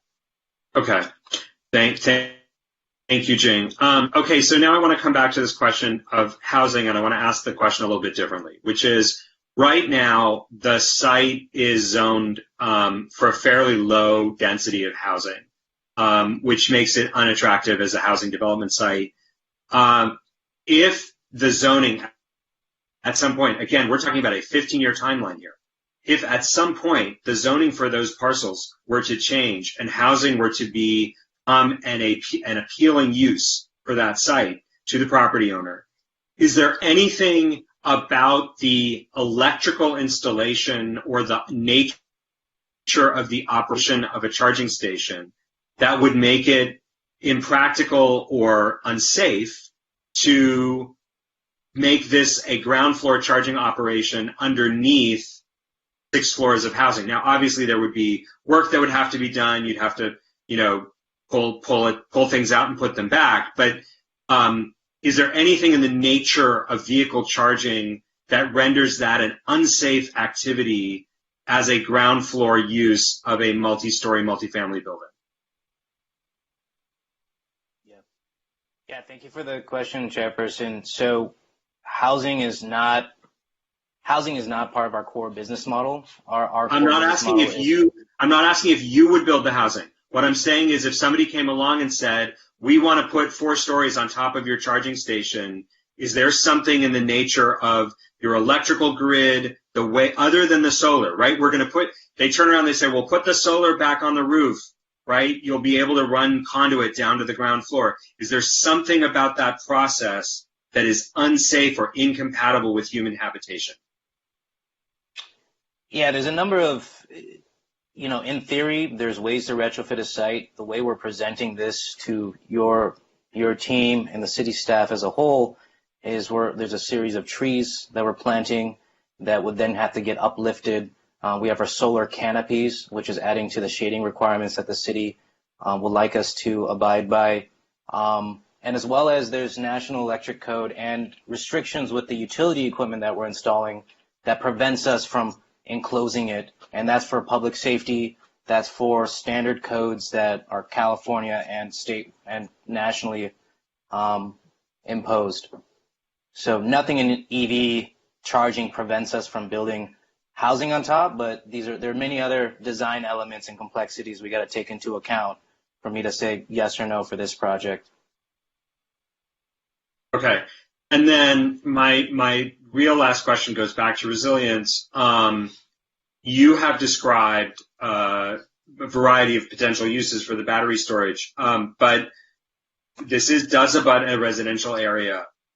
And one of the things that we have started to look at in any number of projects is if and when there is a major earthquake and a major loss of power to the city of Santa Monica, for you to be sitting at the corner of Santa Monica and 14th Street with a 2,500 kilowatt hours worth of battery storage, I think if power goes out, that could be a serious benefit to particularly neighboring residents who might need to recharge a cell phone, who might need to make sure their oxygen is charged up, people who have real human needs in the first few days or week after a disaster while we get the grid going. Will you have the capacity, or would you offer to build in some sort of neighborhood serving outlets to enable folks to make use of your battery storage in the event of a natural disaster? Thank you. You could obviously cap it. You could sort of limit the bandwidth, but yeah. Yeah. No, I appreciate the question, Chairperson. So there's a number of complexities with the hardware that we have to take into account, but it's something that we will need to discuss with the utility. Tesla does have a track record where we come in when a disaster hits a certain part of the world, whether it's Puerto Rico or in Florida when a hurricane hits. So it's something that we're a supporter of, but for this specific site, we will need to discuss it further with the utility and take into account hardware limitations to make that a reality. Thank you. Okay. And Chair, if I may add on that point, fast chargers also need to be reliable in situations of fire danger, when the grid goes down, power safety shutoffs, and drivers need to know that they can rely on that to flee the scene if they need to. And so that's also a big component of resilience to ensure that drivers feel comfortable purchasing electric vehicles in those situations. I totally get that. But I think none of us wants the image of Tesla drivers being able to escape the city with charging while people who can't even call their families are stuck with dead phones sitting on the sidewalk. So I get where you're coming from, but as I said at the beginning, Tesla's going to Tesla, city's going to city. We've got to figure out where these constraints meet each other. So I do hear where you're coming from and understand it. Are there other questions before we open the public comment? Commissioner Lambert, yeah, you're muted. I just have one question. I meant to ask this. Will the property have CCTV? So, Commissioner, when it comes to security, we'll be installing a series of surveillance cameras on site to survey entry points to our restroom building and around our equipment. Thank you. All right. Chair, if sure. possible, I wanted to respond to two questions that came up previously. One that you asked, which was on purchasing for renewable energy to cover the generation of the site. We just wanted to clarify we would not be contracting with Clean Power Alliance. Typically in California, we contract for all of our superchargers across the board, so all 200 plus superchargers to cover 100% of the generation needs with renewable energy. Oh, I wanted to clarify that point. So you would be buying from a different provider, and then you would be delivering that energy through the Edison infrastructure that exists in the city. Commissioner, we would be purchasing that energy to cover 100% of the generation needs of the site. It would be, there's some technical nuances of its virtual power agreements, and so the large solar project could be in San Diego, but it's technically covering the project. Yeah. That's right. Yeah, I understood. That's what I was getting at. Okay. And you said you had one other thing you wanted to say? And yes, there was one other question from Commissioner Rice, which was on the conditional use permit review process, flagging the 1 year concept. And for us, that would be really challenging for a couple of reasons. And the primary one would be this site would be a significant investment. So the chargers, the solar, the storage, the restroom, and the uncertainty of in 1 year time, we might not be able to operate that site would definitely create some concern for if this site is even reasonable to develop. However, we do fully want to collaborate with the city and ensure that we're in compliance with all the requirements and conditions that need to be discussed with this project. I'm sorry, Sean, I have one more question. Sure, go for it. I want to clarify with you, you are leasing this property, correct? No, that's correct. And so you would not have any control, I assume, over a reuse of the property because you don't own it. Other than what you're proposing. Commissioner, that's correct. Outside of the contract that we've developed with the landlord, we would not own the site, so the landlord would be the decision maker in how to use that site after that period of time. So is it an accurate statement that if many of us would like to see housing, if housing were ever proposed on the site, it would be entirely up to the property owner to go forward with it, right? Commissioner, yes, I believe that's correct. Thank you. Okay. So Melissa, how are we doing on public comment? Do we have 8 waiting to speak? We have 5 in the queue, and we're going to follow up with the other 3 and see if we can get them. If you want to start, should we assign 3 minutes or 2? What is our rules are 3 because we're fewer than 10. Isn't that right? The rule is 3 if we're over 7, but it's unclear if we will actually meet 7 tonight. Okay, colleagues, what's your pleasure? Just go with 3. Let's go with 3. I'm seeing 3s. Let's go with 3 minutes for each person. Great. Okay. Callers, thank you for your patience. Our first caller in the queue is Paul Scott. Paul, you are off mute. You are live in the meeting, and you have 3 minutes for comment. Welcome. Thank you. Thank you very much, Commissioners. Disclosure, I own some shares of Tesla. I'm also on the city's EV infrastructure committee that oversees these installations. The desire to have Tesla install chargers for non-Tesla vehicles sounds reasonable until you consider the following points. Tesla spent a lot of their own money installing a high-speed charging network that allows easy long-distance driving throughout the U.S. Because they understood the need for such a network early on, Tesla became the only EV that was easy to use for interstate travel. Every person who buys a Tesla pays for this network, whether you use it or not. It's built into the price of the car. The number of Teslas registered in our city is approaching 1,000, and hundreds more arrive every day from outside Santa Monica. Over 70% of the people in adjacent neighborhoods rent in multifamily housing.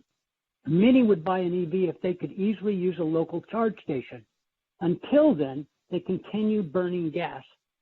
Tesla will be soon selling a $25,000 car that will be a big hit, so even more charging will be needed shortly after this installation is complete. The competing EVs are made by companies like GM, Nissan, Volkswagen, and BMW.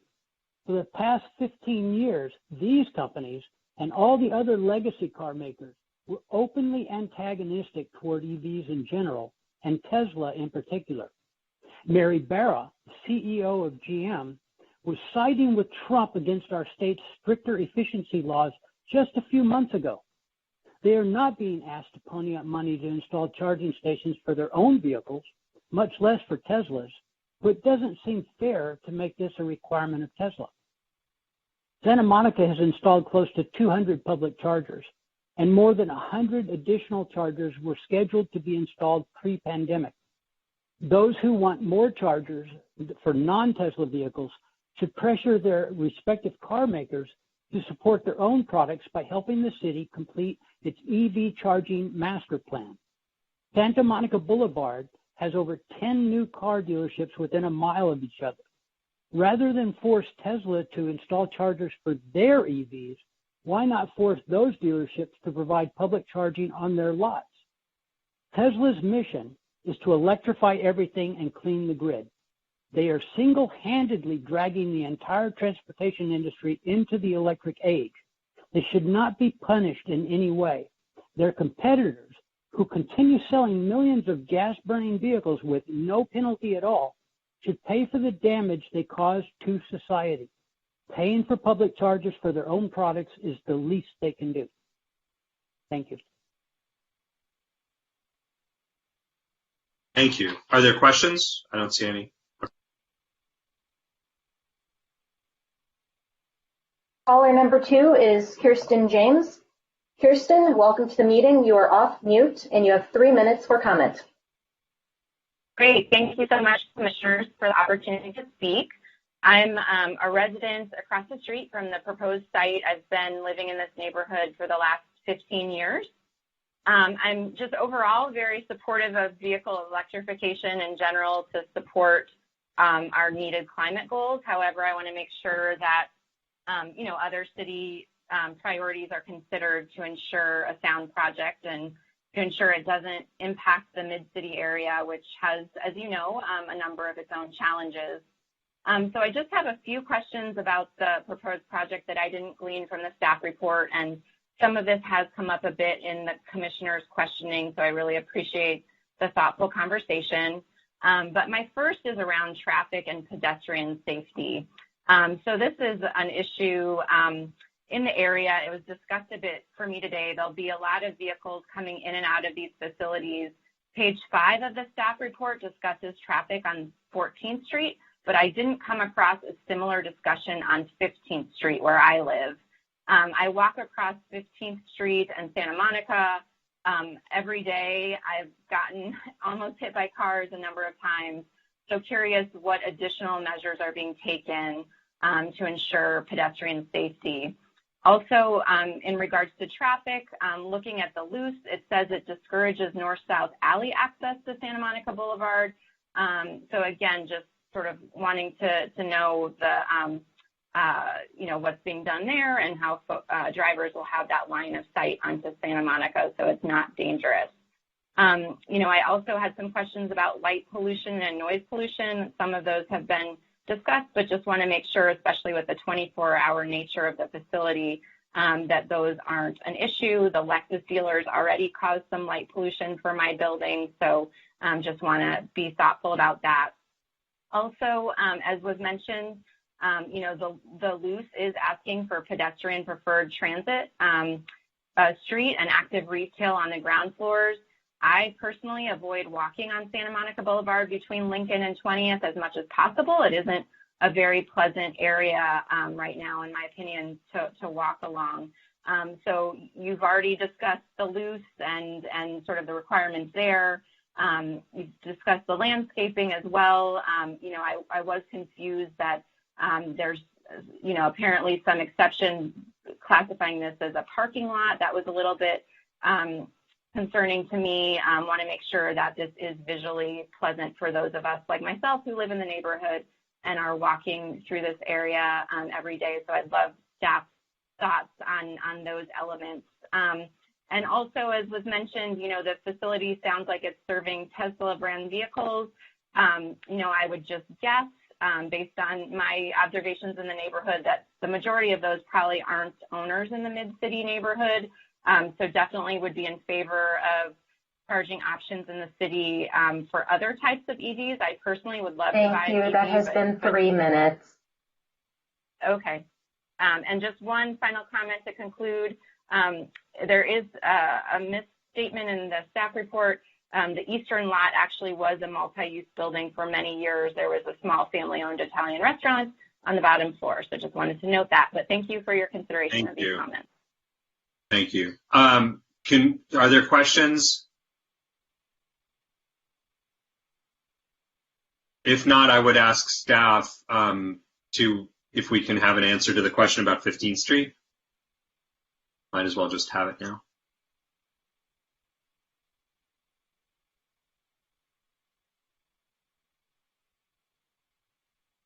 Anyone? Staff?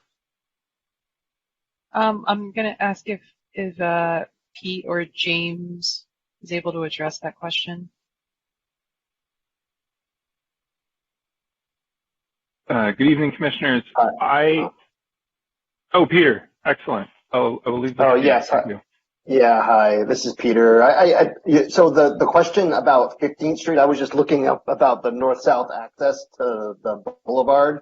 And so refresh my memory, I believe that it was regarding pedestrian safety crossing at 15th Street. Was that what it was? It was about volume on 15th Street, that there was quite a lot of write-up on the impact on 14th Street, but not on not much discussion about 15th. 15th. Yeah, offhand, I do not know the answer to that question specifically. I'm not familiar with the traffic volumes of that location. So I'm not prepared to answer that at the moment. Okay. Thank you. Let's move on to the next caller. Okay, caller number 3 is Owen Breitbarth. Owen, you are now off mute and you are live in the meeting. You have 3 minutes for comments. Hello. That would be me. Hello. I am in full support of Tesla in general, as well as this project in particular. But at the same time, I hear your concerns about housing and that there's a huge housing crunch and what to do about that. And what would happen if someone came along in the future and said to put 4 stories of housing above the charging infrastructure.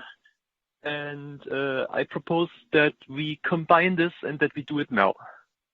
I was wondering what would prevent that and what would we speak against that.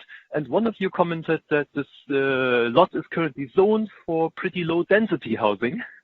And if that ever changed, what would happen then if someone came along and then offered to put 4 stories of housing towards that? I propose, or I ask, what will it take to change that zoning now or this year and do it right if we do it once? And that's what I'm thinking, because great project, great idea, great thinking. There are many concerns that would be addressed by this, light pollution, noise pollution. Ideally, I would put the charging underground on the first sub-level and retail on the ground floor, because I admit that I am motivated by creating jobs, and there would be electric vehicle retail on the ground floor, including Tesla. I would like to speak with the Tesla representatives that are on the call as well about that. So regardless of everything else, I would appreciate if you could put me in touch with them. And if you ask who could do that, because Tesla would not do it, and they have made it very clear that's not their core mission, I am not limited by that. I am operating in much broader limits, and I would do it if you would have me do it. I offer that. And I am ready to answer any questions if you have any. Thank you. I don't see any questions, so we'll move on to the next caller. Oh, Commissioner Lambert has a question. Don't hang up. Okay. I don't know if you're aware or not, but the city is doing its housing element right now, which is an 8-year plan for producing housing in Santa Monica. And one of the issues we'll be discussing is zoning in various parts of the city. So if you're interested in, and it sounds like you are, how to incentivize housing production in Santa Monica, you should really plug into that process. Do you know about it? I do not know about it. I have heard about it now. I have learned about this meeting today through a comment that Paul, who spoke before me, posted on an electric vehicle forum, and I thought this might be an opportunity to get a conversation started regarding this particular lot.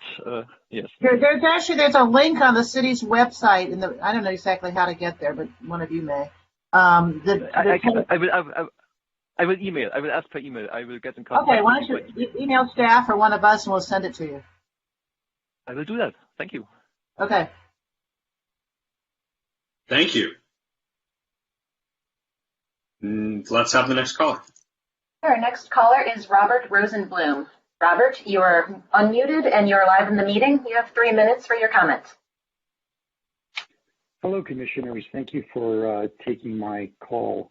I'm a lifelong resident of California and many years in Santa Monica, and sort of sit here in representation of the people who either live in apartments or in condos and drive electric cars. I'm very supportive of this installation. I live in just that situation. I drive a Tesla car. I've driven other electric cars as well, and I hope to see many more electric cars in our city for many reasons, but most importantly, to improve health. The emissions from all of the gasoline cars that we unfortunately have in the city really worsen asthma and COPD and other cardiac diseases. And though I'm an emergency physician, I'd rather not have all that much business. I do speak to dozens of EV owners, current or potential, every month, and even on a popular podcast to thousands of listeners worldwide, as I'm an electric vehicle proponent. And the single biggest barrier to their EV adoption, or once they've bought the car, to actually using it enough to replace all of their petroleum-powered vehicles, is where do I charge? And currently in Santa Monica, we really don't have much in the way of options for those who live in condos or apartments to charge their cars. I'm very appreciative of the few Tesla chargers, the 10 that are at the top of the Santa Monica Place. You have to traverse many, many floors of a often very busy parking structure just to get up to them. Consider if you're driving a gasoline car, you just drive into one of the many gas stations around town and fill right up and get right out. But the more barriers we put to EV drivers or potential EV drivers, the harder it gets to increase adoption. This ground floor, easily accessible, more or less like a gas station installation is exactly what's needed, not to make things complicated by putting chargers in basements or on roofs or far outside of our ability to get to them. This is a thoroughfare in which there's a lot of traffic, a lot of cars, people commute up and down, and I use it almost every day. So this would be a fantastic way to ensure that people can change to electric vehicles to make the city a safer and more healthy place. And I really encourage you to approve this application. Thank you.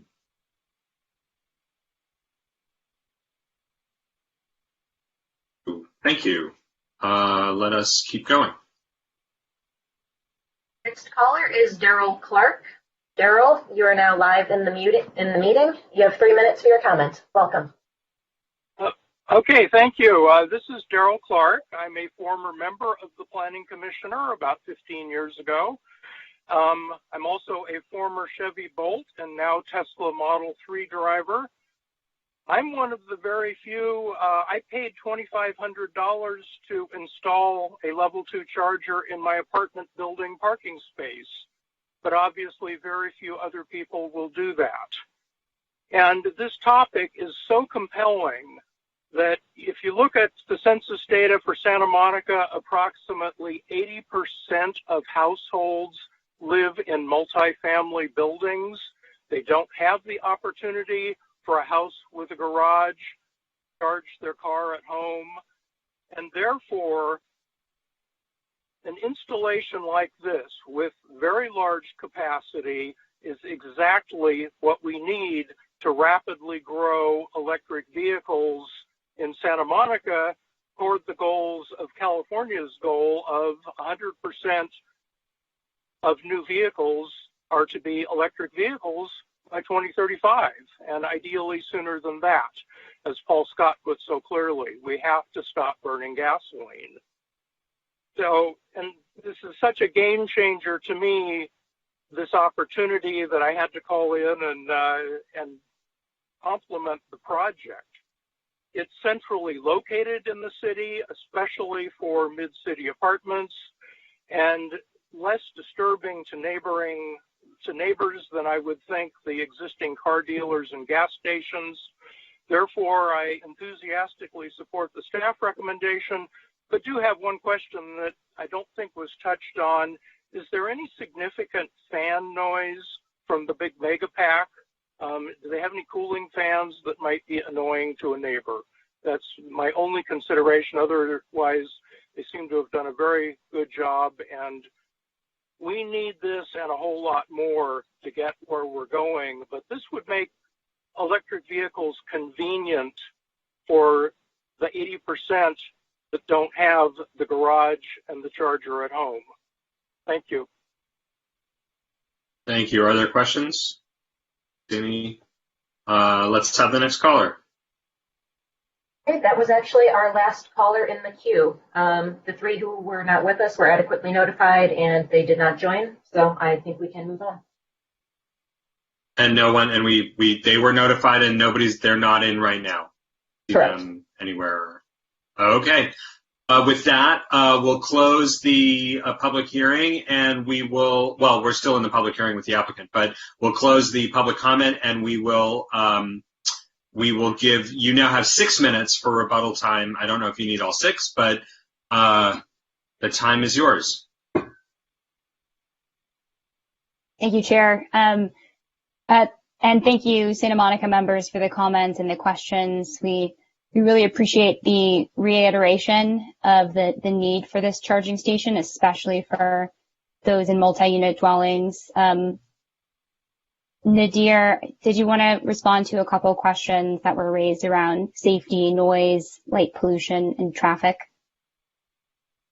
Yeah, absolutely. Thanks, Nalani. So in response to Kirsten's question, so first of all, Kirsten, thanks for joining and asking us these important questions.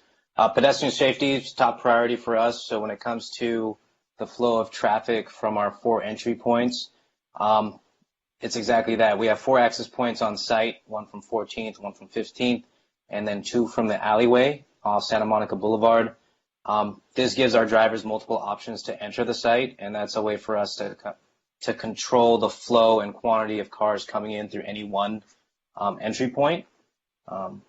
As mentioned before, our drivers are not promoted to or allowed to take left turns onto 14th and 15th and Santa Monica Boulevard. And when it comes to ensuring additional safety measures in place, we're very much open to installing signs if the city deems that appropriate. And I also want to highlight, our lots, both lots are designed with 2-way drive aisles to ensure that there's abundant space for vehicles to navigate around without having any kind of issues of getting held up or backed up. On the topic of light pollution, we have a photometric lighting design that's been submitted to the city and that has been vetted and approved.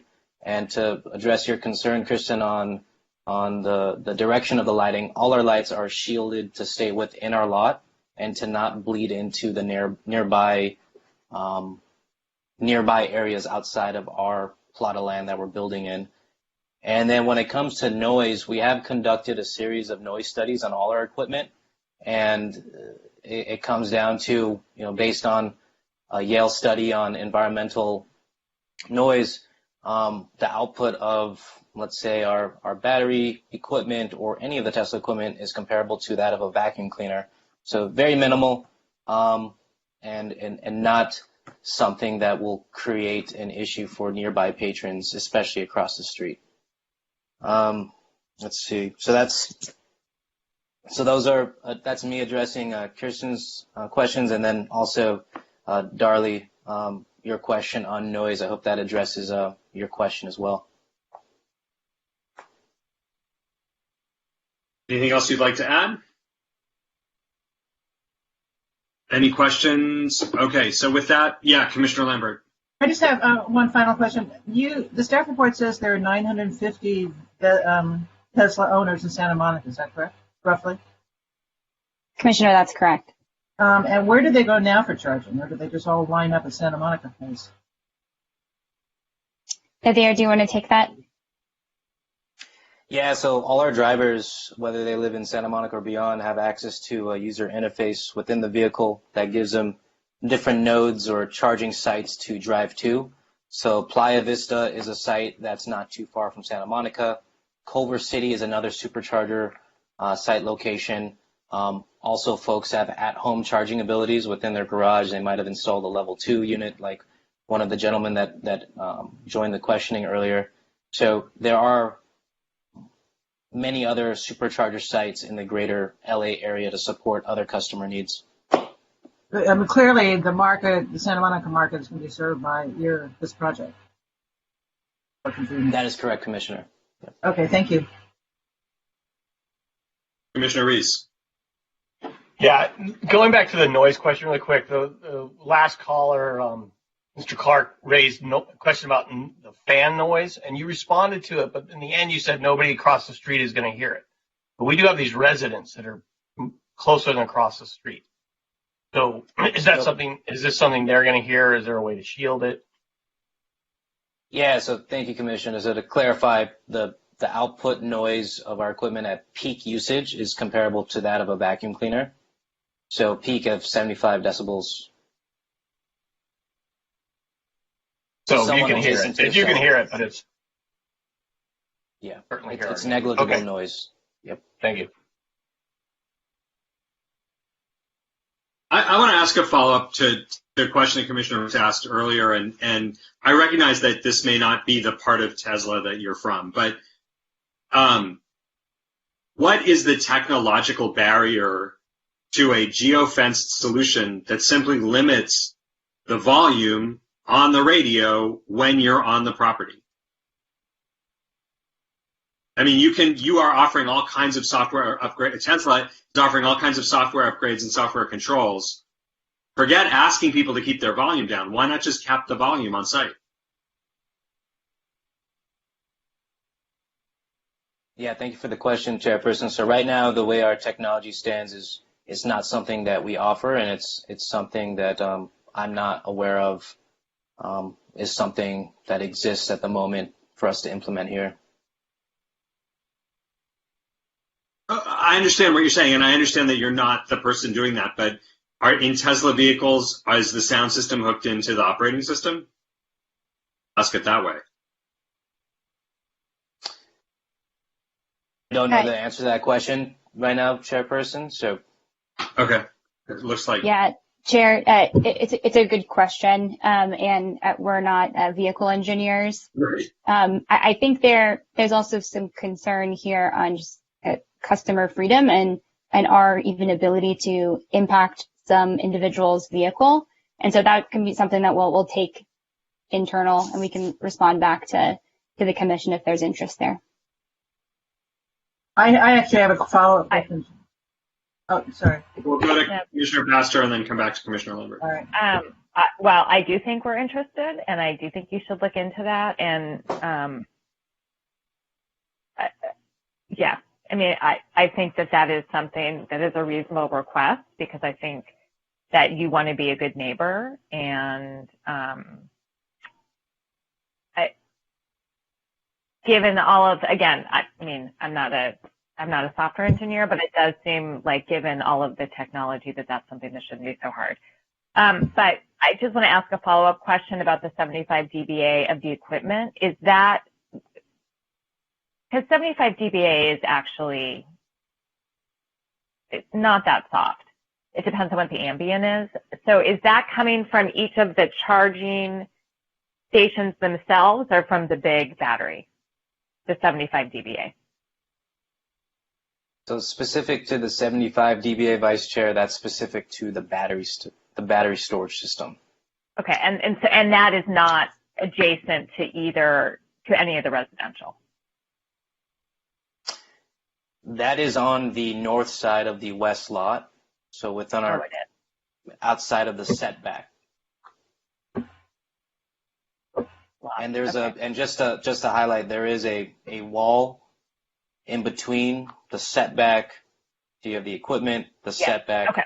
There's a large 8-foot tall wall to mitigate any kind of noise transfer. But again, it's comparable to a vacuum cleaner. Yep. Okay. Thank you. I have a quick question. When a car is charging, is it on so you can play the radio? Isn't it kind of counterintuitive to be using the power while it's charging? So right now, Commissioner, Tesla owners have the ability to play the radio while the car is charging. Okay. As far as And all the questions tonight have been really amazing. So I want to know what you're doing for world peace. Wake up every morning asking myself the same thing. No. I think we need to clarify that.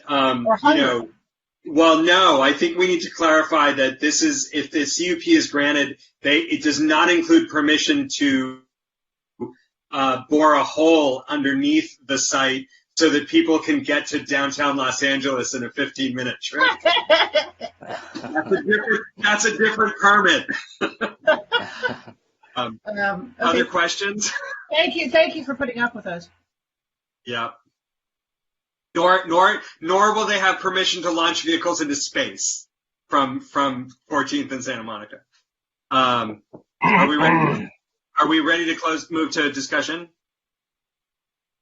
All right. Yes. Well, then we will close the public hearing. Thank you to our applicants. You can turn off your videos now. We appreciate your answers to our questions and your thoughtful presentation, and we'll move to discussion. So thank you, Commissioners. Does anyone want to kick us off? Yep. Thank you. I don't see Commissioner Fresco. I move we approve this application, but I would like to add a subtle condition that the perimeter landscape shall be well maintained as a lush, low element of beauty and shall not be permitted to evolve into a hedge or barrier property. A hedge for barrier? What did you say? I don't want it to become a hedge. Barrier. I want it to be open so it's safe. Right. Is there a second for the motion? I second. Okay. Moved by Fresco, seconded by Lambert. Let's have discussion. Commissioner Raskin. Thank you. I'll preface my remarks by saying first and foremost that I fully support the expansion of electric vehicle charging infrastructure, and I have no doubt that we need many more Tesla chargers specifically in the city. And my record of environmental advocacy really should extinguish any doubt about my commitment to building sustainability in the city. But I don't think that this is the right way to go about building sustainability in our city. I think that this is a project that will really serve the rich and not the common person. I think that this is a project that will not advance environmental justice in our city. I think that this is not a project that is contemplated as a use for the site by the general plan. And I'm talking specifically about the loose policies 2.1, LU11, and Commissioner Lambert, I respectfully disagree about your interpretation of the automobile uses on Santa Monica. Of what? I respectfully disagree about your interpretation about the automobile serving uses on this part of Santa Monica Boulevard. The way that I read the loose, it's focused specifically on automobile dealerships, but that's I respectfully disagree on that point. All that being said, I'll make a substitute motion that we deny this application.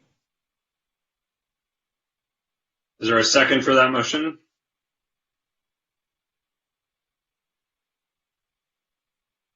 I will second it for lack of another seconder, because I will say I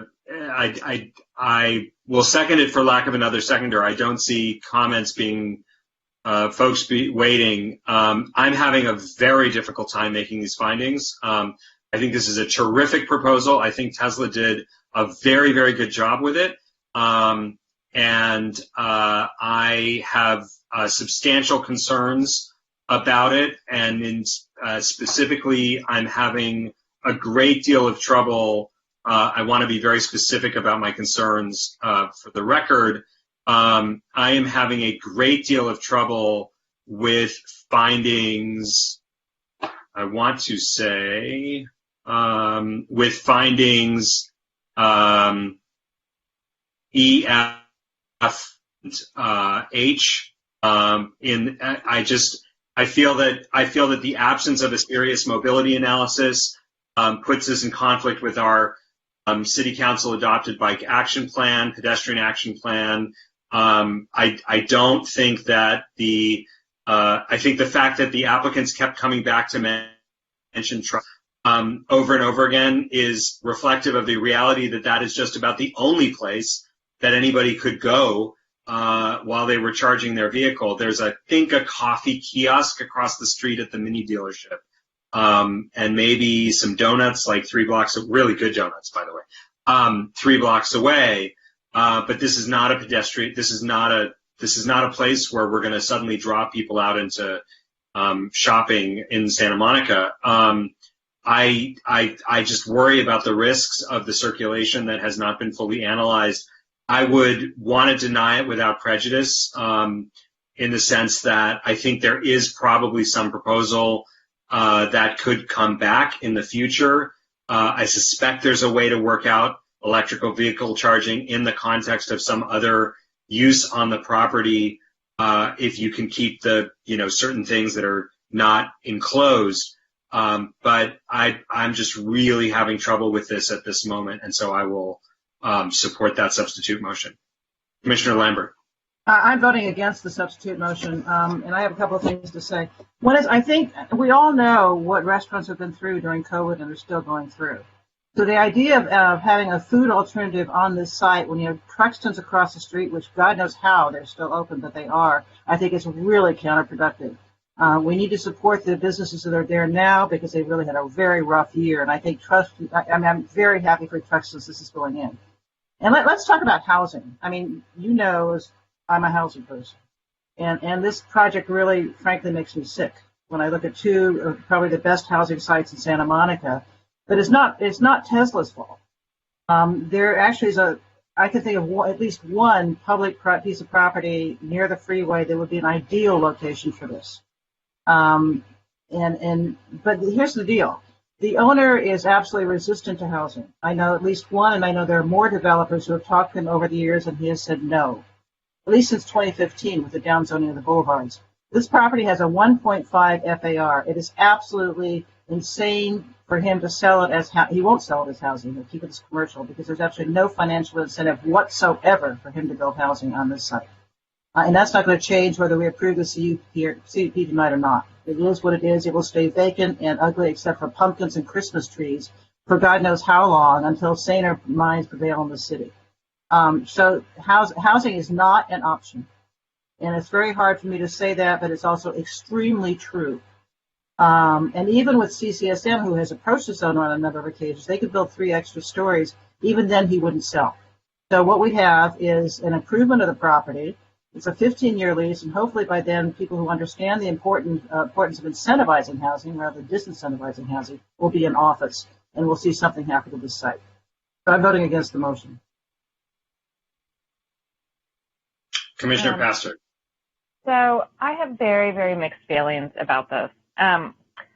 I hear Commissioner Raskin's point. I think that there is some validity to it. I think there's some validity to potential inconsistency with the general plan. And before I got here today and listened to the presentations, I was really leaning against the project. A lot of it is because I do have a lot of consternation of, I really wish this was going to be a housing site. But that being said, as Commissioner Lambert said, you can't force someone to build housing on their site, and you can't force them to build something. And I think we have to respect that. I was actually very convinced by the people who spoke in public comment, who are the public, who said, look, I'd really like to get a Tesla, and knowing that there is this much less expensive Tesla coming out, right? But that I can't do that in my apartment building. To me, that's actually very compelling. And it a little bit speaks to the sort of environmental justice or the sort of equal playing field aspect. I mean, but the reality is that I don't think we have not everything gets built for everyone in our community as much as we want to focus on, justice issues and what's been built in the past in single-family zoning and all those things. So I really wish that to some of our questions, I feel really compelled to say this, that the Tesla representatives would have just been more transparent. Sometimes a yes or no question to can other cars charge here? I would have really liked to have heard that, honestly. So that's some advice for other hearings. But I probably will vote for this. I mean what I said, that I do think that they have taken a lot of care on the landscaping and trying to make it a nice site. And because we cannot require someone to do housing there, I think in a lot of ways, actually, this is a good sort of interim use, because I actually wonder if the technology is going to change so quickly that in 5 years from now, it may need to be changed, and maybe we will have upzoned the site by that time, and maybe we would be able to get a mixed-use development that had the chargers in the ground floor. So those are my thoughts. So I guess I'm voting against the substitute motion if that question is still on the table. Commissioner Fonda-Bernardi. So I would like to view this because of the reasons that Commissioner Lambert and Pastor have mentioned. Housing is not on the table at this moment. But what we should view this is supportive of housing. Because let's be honest, if you draw a 3-block radius around this site, it's mostly multifamily. And it's 99% landlords who will not put charging in their buildings for their tenants or their owners if it's a condo building. They're just not going to do it. And their capacity of their transformers, of their power panels in their buildings is not up to this additional load. So that's basically let's call it an electric vehicle desert immediately in that area. And so think of this, if someone came to you and said, well, would you like to have a cleaner? And that would be very supportive, maybe a drugstore, maybe a grocery store. How about a clothing store? Everyone would say yes. And those are all supportive of different parts of our life. Well, this is supporting a certain part of our life, the transportation part of our life. My major problem with it is that it only supports the Tesla's version of the transportation.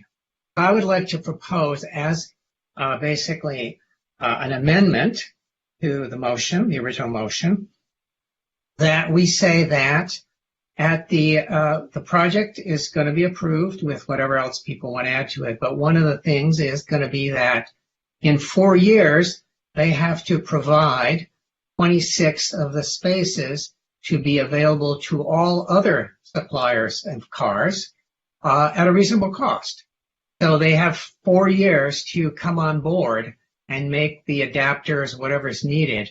One other way of saying it is that, yes, they've made huge investments but their investments, like most copyrights or most patents, have a limited shelf life.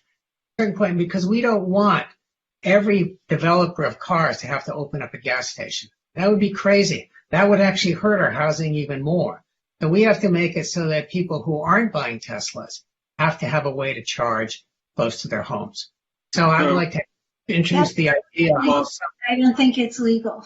Well, whether or people. not it's legal, we have a substitute motion on the floor. Let's take a vote. Let's vote. Well, I want to say something. I want to stress, number one, I didn't mean to make this about Truxton's. Truxton's a great restaurant that deserves support. My primary objection is to the absence of adequate integration with the existing mobility infrastructure, with the potential for great risk at those intersections. I'm not satisfied with the intersection of bus and car and bike at 14th and Santa Monica, drawing that around.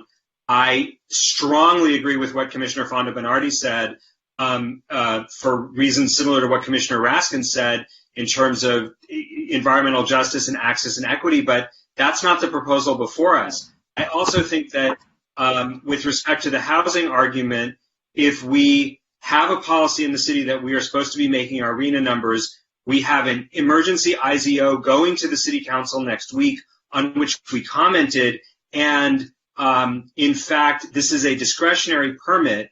I think this is a moment for us to be considering the policies that we are making. And the message that we're sending is that if you don't feel like building housing, just stick around, find something else, and if you hold out long enough, we'll just give you what you want.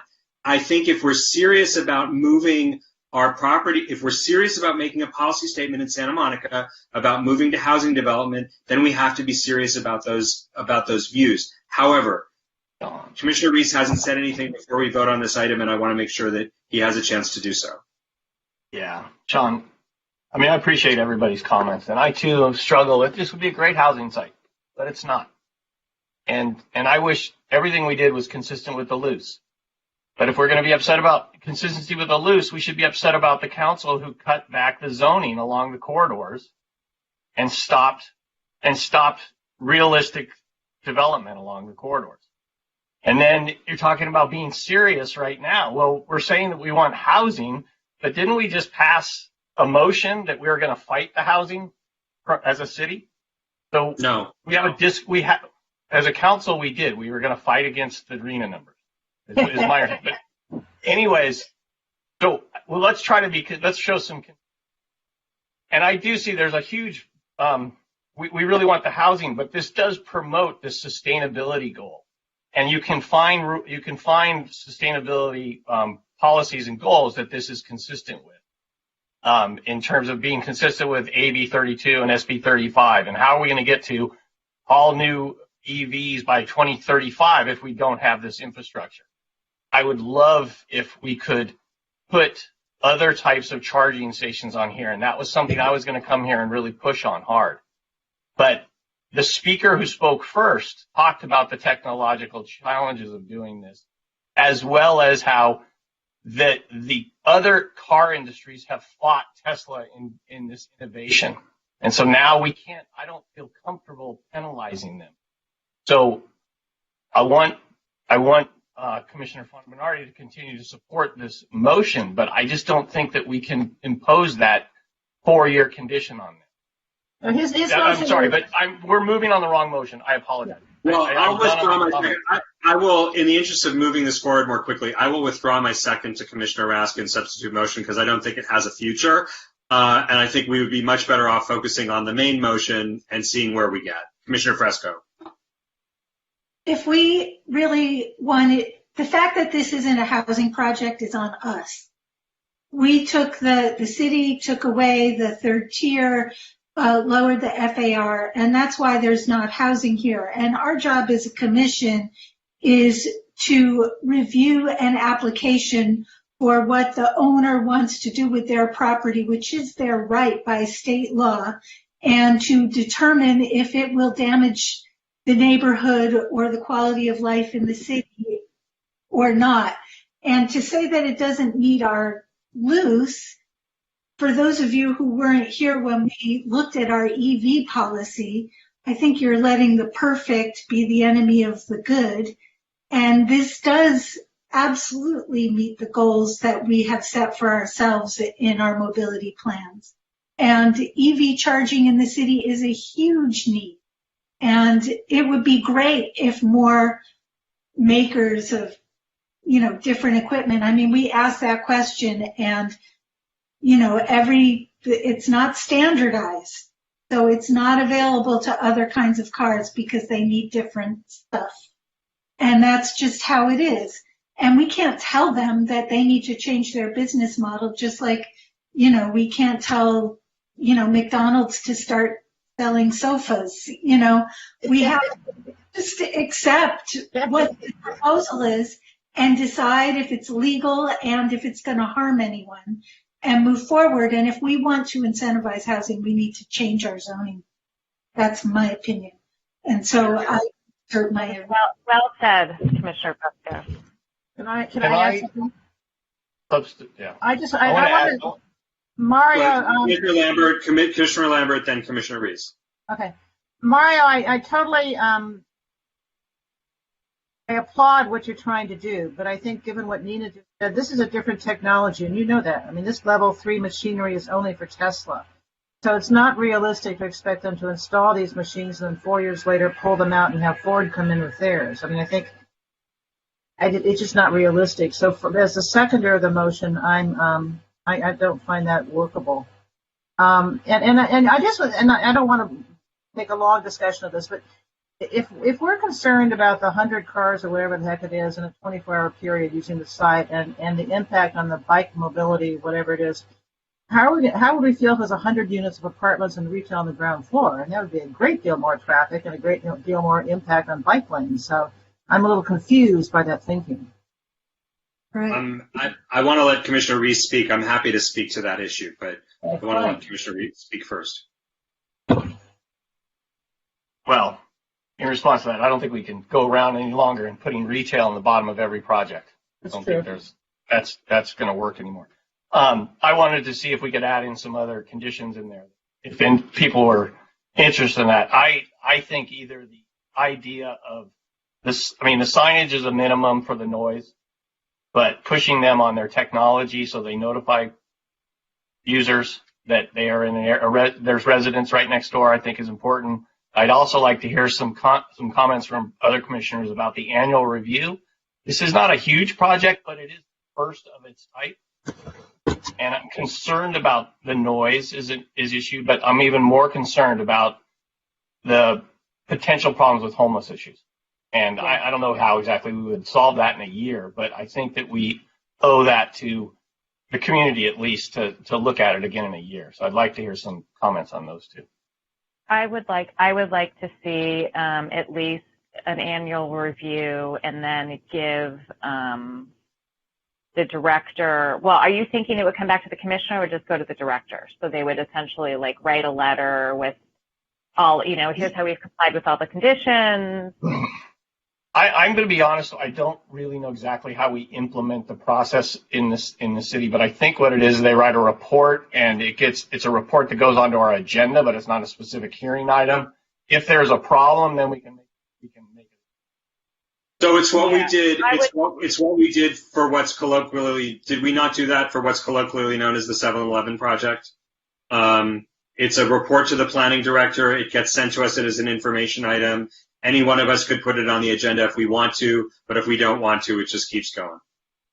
Yeah, I'd like to have that. Sorry, Commissioner Pesco. I would like to add that, but I'm not gonna. I don't think we necessarily need to say you need to come back every year. I think that at the year review, the commission could say yes, we want them to come back in another year, right? And to the applicant, it's not about taking away your CUP or whatever. It's really just about addressing issues and asking you to either, field the lights differently or, get a security guard there for 24 hours. I don't think the intent is that you would get shut down after a year. That's what I want to clarify. Is that friendly? Is that friendly to the maker and the seconder? I'm a little hesitant because I don't want it to kill the project, because they said that it would not be a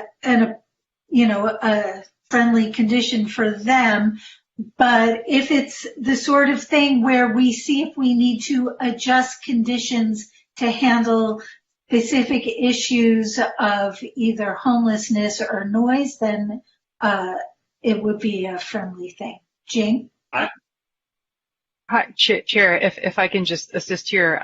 Sure. I don't think we have to make something up. There's actually something in the zoning ordinance that addresses annual review for CUPs. So it's section 9.41080B, and it allows, by the Commission's discretion, which it sounds like what you want to do, is to require that the applicant file a compliance report 1 year after commencement of the use to review the effectiveness and level of compliance with the condition. So you've done this for daycare centers before, as you noticed, convenience stores, where they report back on the condition compliance.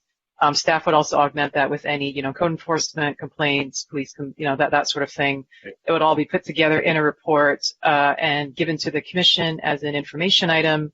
And at that point, if the Commission desires to place that for a public hearing, and the purpose is not to revoke. That's a separate process. This is a purpose to review the project's compliance with those conditions and to add or revise the terms and conditions to ensure the effectiveness of those conditions of approval. So I think that's what you want to do, and we can take that language from the code and drop it into the STOA. Can we clarify, so that, sorry, can I just, because this is, they told us that they're planning to build this in phases. It would be helpful if we clarified that this obligation does not extinguish until after the conclusion of the second phase, because I think we want to see how this plays out after the first parcel is done and after the second parcel is done. We had a caller who lives on 15th Street. So can we clarify, is that? Yeah, I just want to make sure we're not stopping after a year arbitrarily when half the thing isn't done. Right, one year after each phase, or the opening of each phase? Okay. It should be from the operation of each phase. From the beginning of the if I may, I apologize for interrupting, but I wanted to chime in on the phasing of the study. It's my understanding that although it is a phased product, Tesla is proposing to move rather quickly with all of their phases. So they may be fully operational within a year. Great, in which case their obligation will be over sooner. But if something delays them, then they have to, then it doesn't extinguish until a year after the entire project is fully operational. Excellent. I just heard it sounded like there might be a request for one after each phase, so I just wanted to clarify that. Thank you. Well, and we are asking for that, just to be correct, staff. What you're clarifying is they might do the phases together or finish both phases in a year, and then there really would only be one review after that first year. Yeah. But if they took 2 years to do 2 phases, they'd do 2 years worth of reporting. Okay. What about signs and noise? Have an objection to that? Yeah, no, that's fine. Okay. Nina, good, yeah. Good, friendly, cheery. I will say, I mean, I don't know if I'm persuadable, but I want to explain that my answer to Commissioner Lambert's question about traffic volume. If you had a lot of people on the street, it would be safer because people would be much more aware of the vast number of people moving around about them. We would have many pedestrians crossing the street. Traffic changes when you have more people in traffic. But with only, if you will, 100 charging stations a day and a lot of cars kind of zipping in and around, and the conflict that we're introducing with the north-south bus line that runs up 14th Street, I think I don't know that we're doing anyone any favors by moving this forward before that's adequately modeled. And I'm worried about it. I'm worried about it for people who, I mean, I bike bike up 14th Street quite frequently. So I see those traffic patterns. I see people making right turns very quickly. I can see bus versus bike versus car versus ped very easily happening. Actually in a low volume traffic situation. Actually, I spend a lot of time on 14th and 15th Street too, and there's very little traffic. Maybe that's what your point is. I don't agree with it. So let's just okay. We call the that's fine. Yeah. I mean, anything that would occur on this site other than nothing is going to have at least, 100 trips a day. I mean, I didn't say it wouldn't be possible. I just said it hadn't been modeled. Commissioner Fonda-Bernardi. You're muted, Mario. Sorry about that. I would like to add a condition that all of the power on this project come from renewables. We don't care whether they come from their own solar collectors, from a place in San Diego, a place in Utah, as long as they come from renewables. How about Texas? Texas needs it. They don't have any power. So, and then I would like an opinion from the city attorney whether we can make a condition that requires them to have a certain number of standard spaces for all cars, not just for Teslas. Is that something that we're allowed to do? So I would recommend against this is, as the planning manager mentioned earlier, you are actually approving an entitlement for a EV charging station. So it's not tied to anyone, although this particular project, although this particular application is tied to a proprietary company, if they left, the CUP would run with the land and another entity could come in and do it. So this is, it's not tied to Tesla. It is tied to the land and it is tied to the use.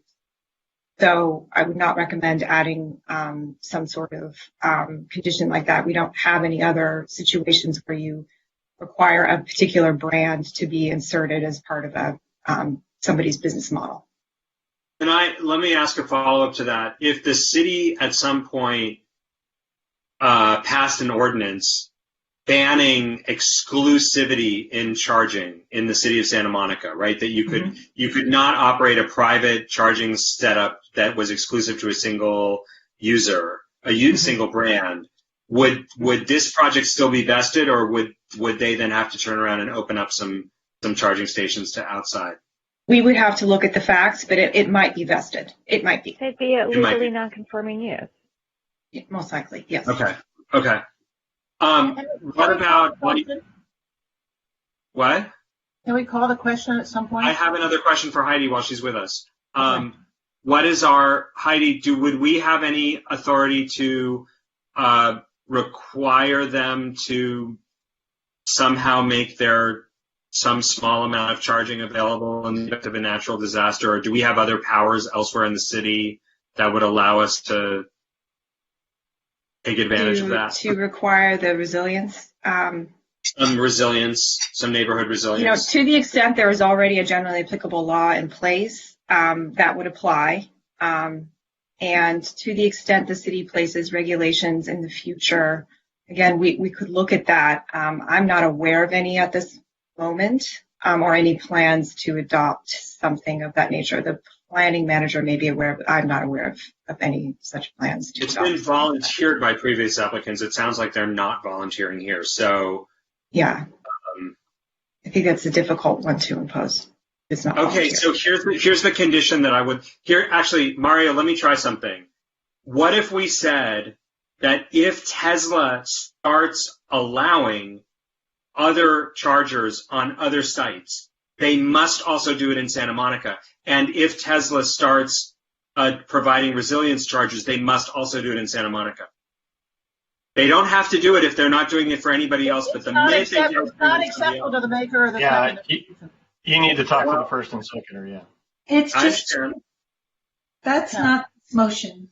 It's just. I'm actually asking Mario, who's frozen. Mario did not make the motion. I understand that, but he's asking. Yeah, I think Lisa are missing in the right direction. Oh, there he is. Where's Elisa? Sorry? He's right there. He's on the lower. Wait, Mario. I'm waving my hand. There you are. See you. Mario. Yes. What, I think that was a good idea, Don.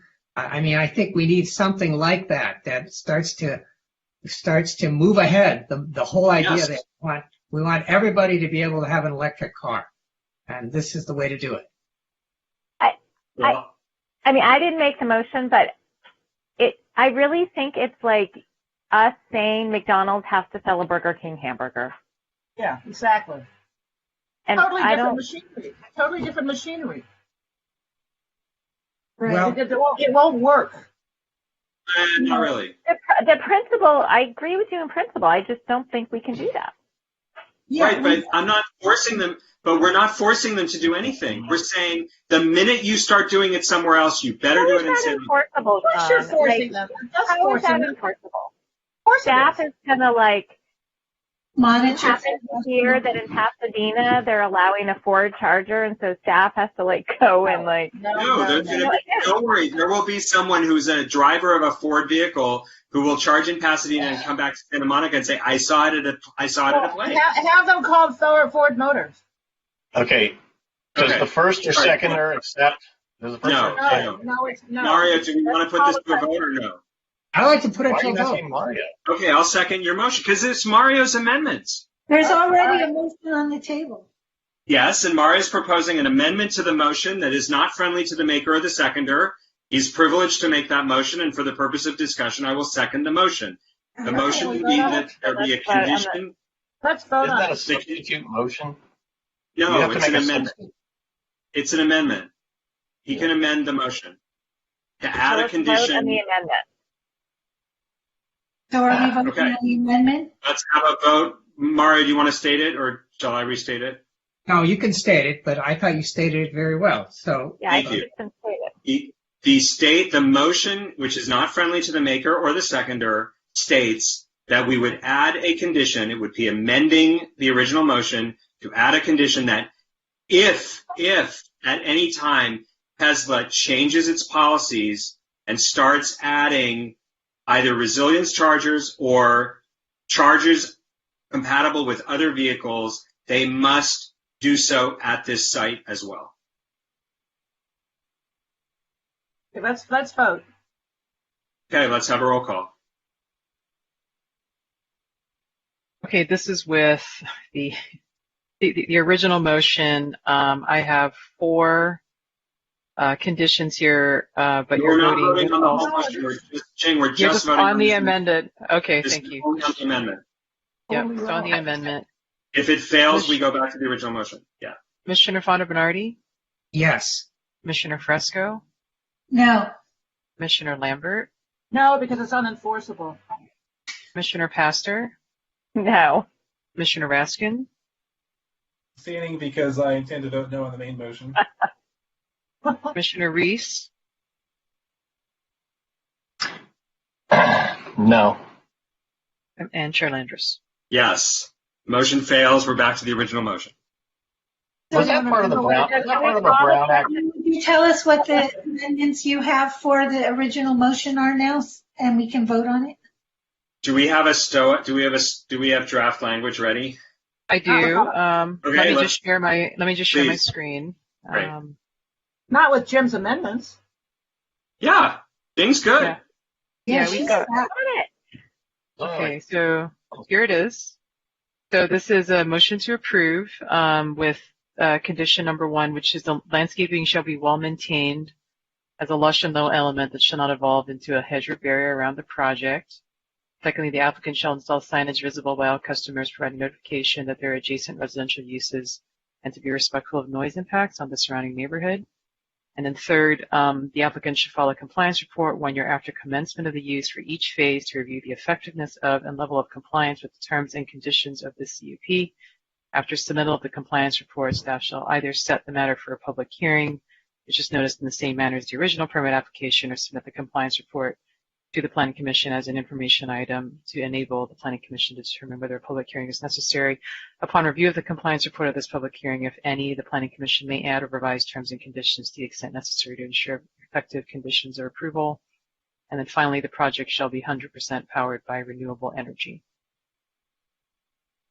Can we clarify? Sorry, can we clarify that if this goes back to this issue of the 1 year after each phase, that they can combine reports? They don't have to do separate. I mean, that the two phases reports can be combined into a single report. This seems like there's 2 reports required, and we're saying it's the same report. Well, but what if one phase is developed, in January, and the other phase isn't developed until October, right? It needs to be 1 year. That's 1 fine. year after 1 year after the beginning of the operation. Right. Certificate of occupancy for each phase. Right. Right. And if they get the certificate of occupancy at the same time, easier for them. Correct. Yeah. Yeah. I want to ask the maker and the seconder and the commission, just in case, because this came up very early in our discussion and we didn't bring it back up. There was a suggestion that Tesla be required to have a 24-hour helpline, that we not burden 911. That has not been brought up again, and if that's the intention, fair enough. But what's your pleasure? Well, I think that's the point. Tesla said they would do that. Well, they didn't. What I heard was Tesla would have somebody 24/7 to deal with their equipment. Correct. What we're worried about is things that are unrelated to Tesla equipment, and that is part of why I wanted to put in an annual review. If it becomes a problem, then we could look at a security guard or something to that effect. So then let me raise, because this is a subject that is a very much alive discussion in the city of Santa Monica. Are we saying, are we putting the burden on the customer to misinterpret a situation? How are we? You've raised a number of issues related to homelessness, related to other potential issues that could arise at the site.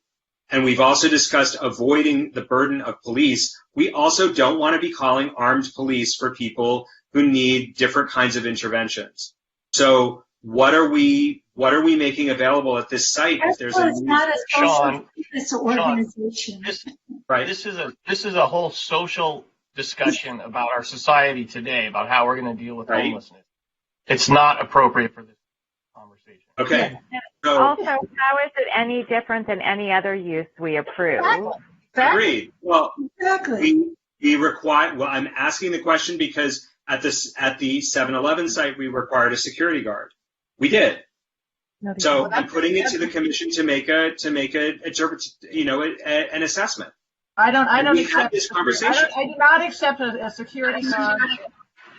I'm not asking for one. I'm saying let us make the decision because it came up in correspondence and it came up in the hearing. Let's make a choice. And it sounds like the choice that's being made is Tesla will have a helpline for technicians for equipment, and it will be this ultimately between the customer and the city to address other issues. Yes? Yeah. And if after a year. Okay. During the day. But yeah, I think it's fine the way it is. Okay. I do have one last question, and I apologize if I missed this. Did the applicant say that 100% renewable energy was agreeable to them? They did. Okay. Great. Thank you. They're already providing 100. They're already drawing 100. Okay. Yeah. Thank you. Okay. So I'm sorry. We're ready to vote.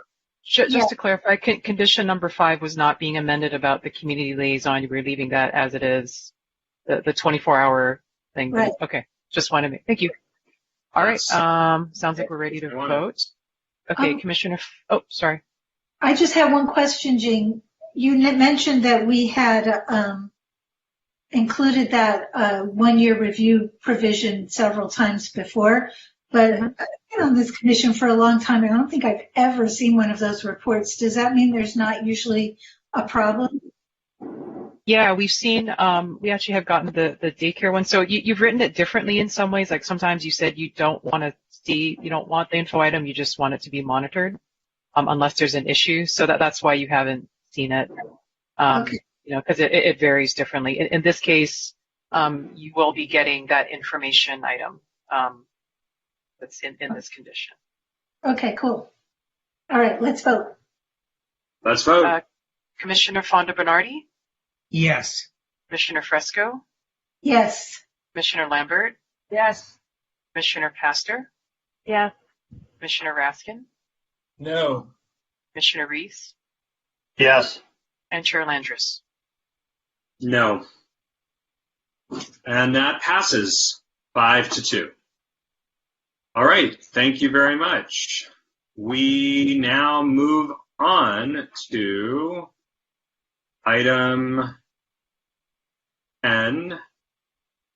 Sorry, I'm just bringing up my so many words. All right, we're up for an update on the housing element. Any updates? Okay. I have a question, Sean. Yeah. Are we going to get a staff report before the March 16th meeting? Yeah, we're going to get it to you Friday. You got Great. plenty of time. Okay, great. Thanks. Thank you. Any others on the housing element? Okay, I don't see anything. I do not believe we have any written communications. Do we have any general public comment tonight? We do not. Okay, and with that, then we are adjourned. Thank you, Commissioner. Thank you, everyone. Good night. Night.